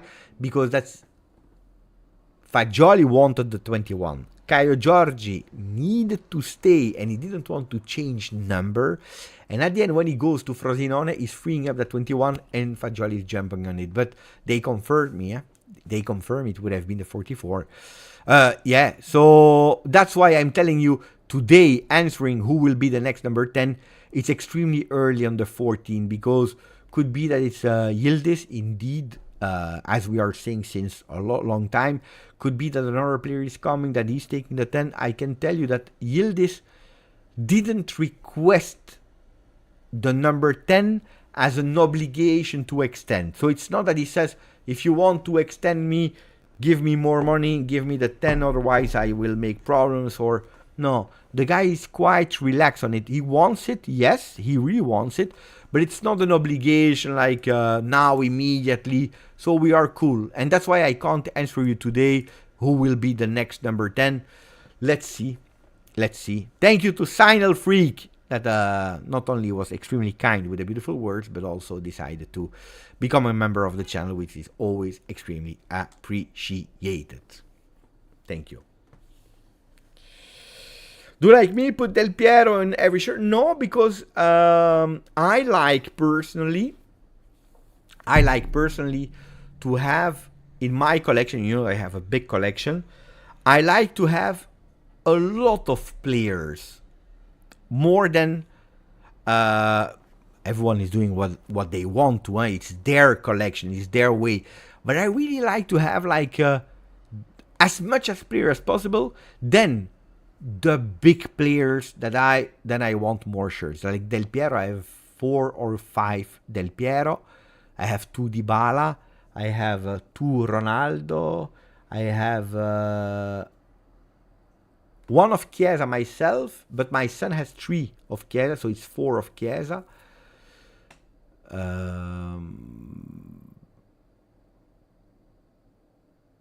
I have 2 of Chiellini.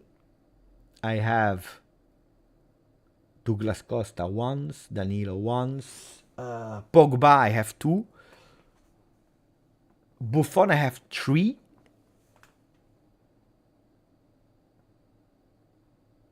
yeah, I'm thinking, yeah. So I like to have really a lot of player as much as possible, because every player has a story. Every player has a story. I have Quadrado with the 16. I will not burn the shirt or do because he went to Inter. They all have their story. Sometimes you regret. I have even Kulusevski. Usually what I try to do is keeping per season like one that is already there since a few seasons, one youngster that I believe in, and like one new player. Usually I like to do that strategy, changing from what I had so that I can have a lot of players. But of course, this time we are changing a lot, because if you already tell me Thuram, I want Thuram. If Yildiz goes for the 10, but then if Sancho comes, I like Sancho. Koopmanners, I like the player, but I don't know if I. But Douglas Luiz, I like the player as well. From the names that we hear, you know, the youngsters. I already have Yildiz, but if he goes for the 10, maybe I could go again for him. I have already Miretti, I have Fagioli, I have Locatelli. It's tough, huh?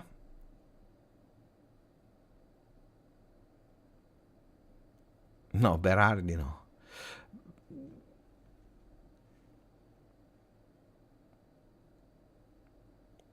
Who I would love personally, it's really, I can't tell you. Honestly, I can't tell you.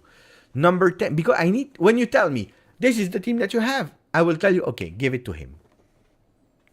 Today, let's say today, with the players that we signed and the players that are still there and we didn't sell, I would give the 10 to Yildiz probably. probably to yield is today. Tomorrow, I don't know. Depends.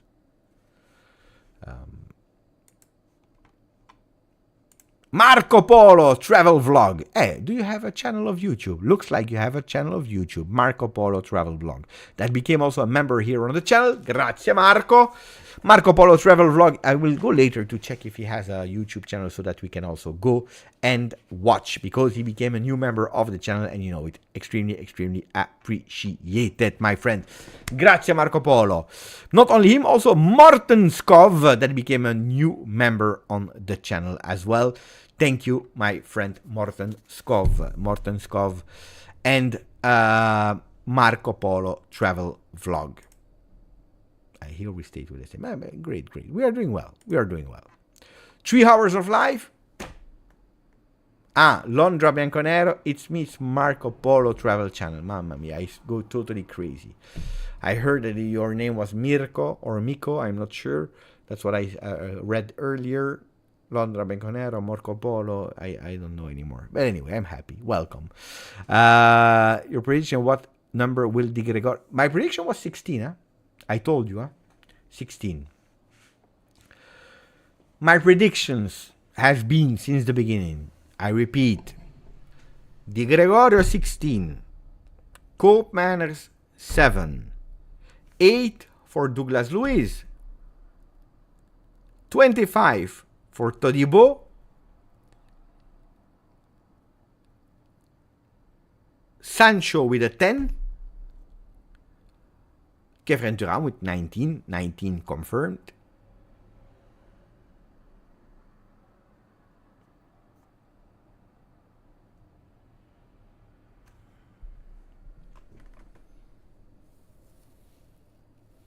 These are the numbers that I give. Prediction. Cope Manor 7. Adic is a good question. Maybe 30 for Adic. Who has the number 20? Miretti. It depends. But that's the problem. Huh? Is Miretti leaving before? Is he still there? But it could be that Adic is going for the 30 or the 20. Something he could be, huh? That future number 10. I agree. Now calma, because you saw one training session. Now it's the best player of the world. But we confirm, good, really good player.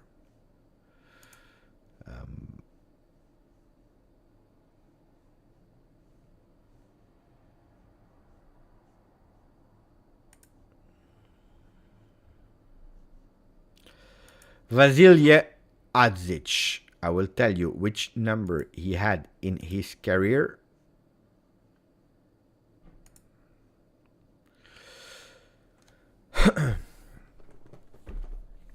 Well, he took number 45 and 33. First team experience with Budućnost Podgorica. When he was with the Montenegro youth national team, he played with 18, 10, 21, 17, and the last 2 years with the number 10. You clearly see his objective is to play with the number 10. That's clear.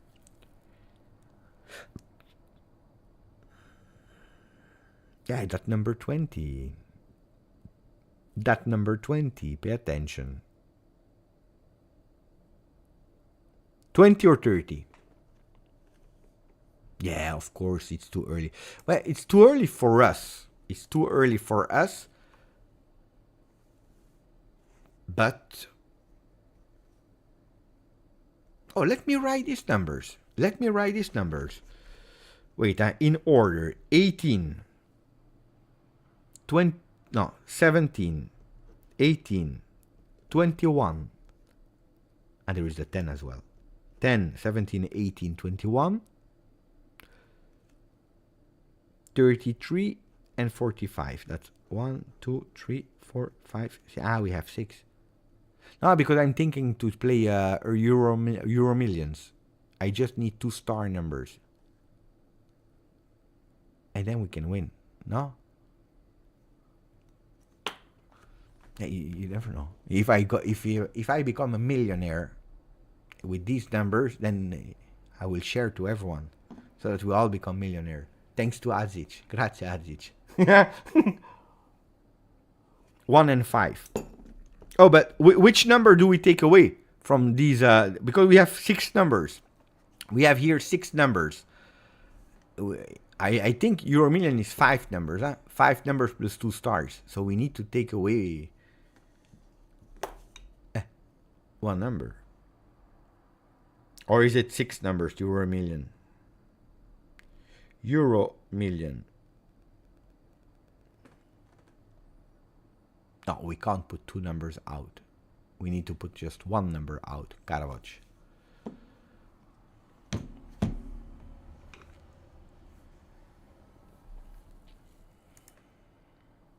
$33 out.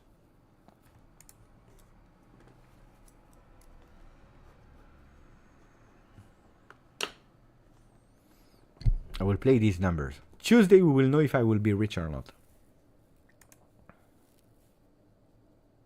Okay, guys. 3 hours of live where we spoke about everything and nothing. I don't know if I should come back this evening or maybe with a video later for the people that have no time. 3 hours is long, huh?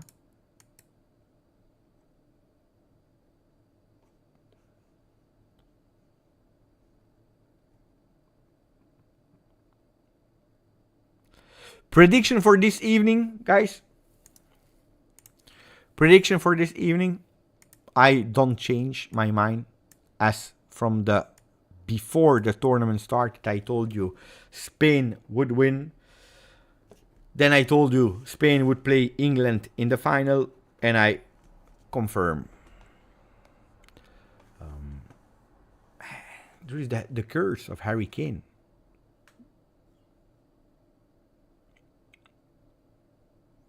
I said the same. Spain and Colombia. Honestly, about the Copa America, I watched like 1 game, 2 games, I believe. I'm not 100. I can't tell you. Honestly, I don't know. I hope Colombia wins, but I'm not 100% sure. About Spain is something I tell you before the tournament started. So let's see. Come back after the thing. We come back. Maybe we have some better news, fresh news. Post game live. We do that. Ragazzi, we see each other later. Grazie. Good luck to everyone. See you soon. Forza.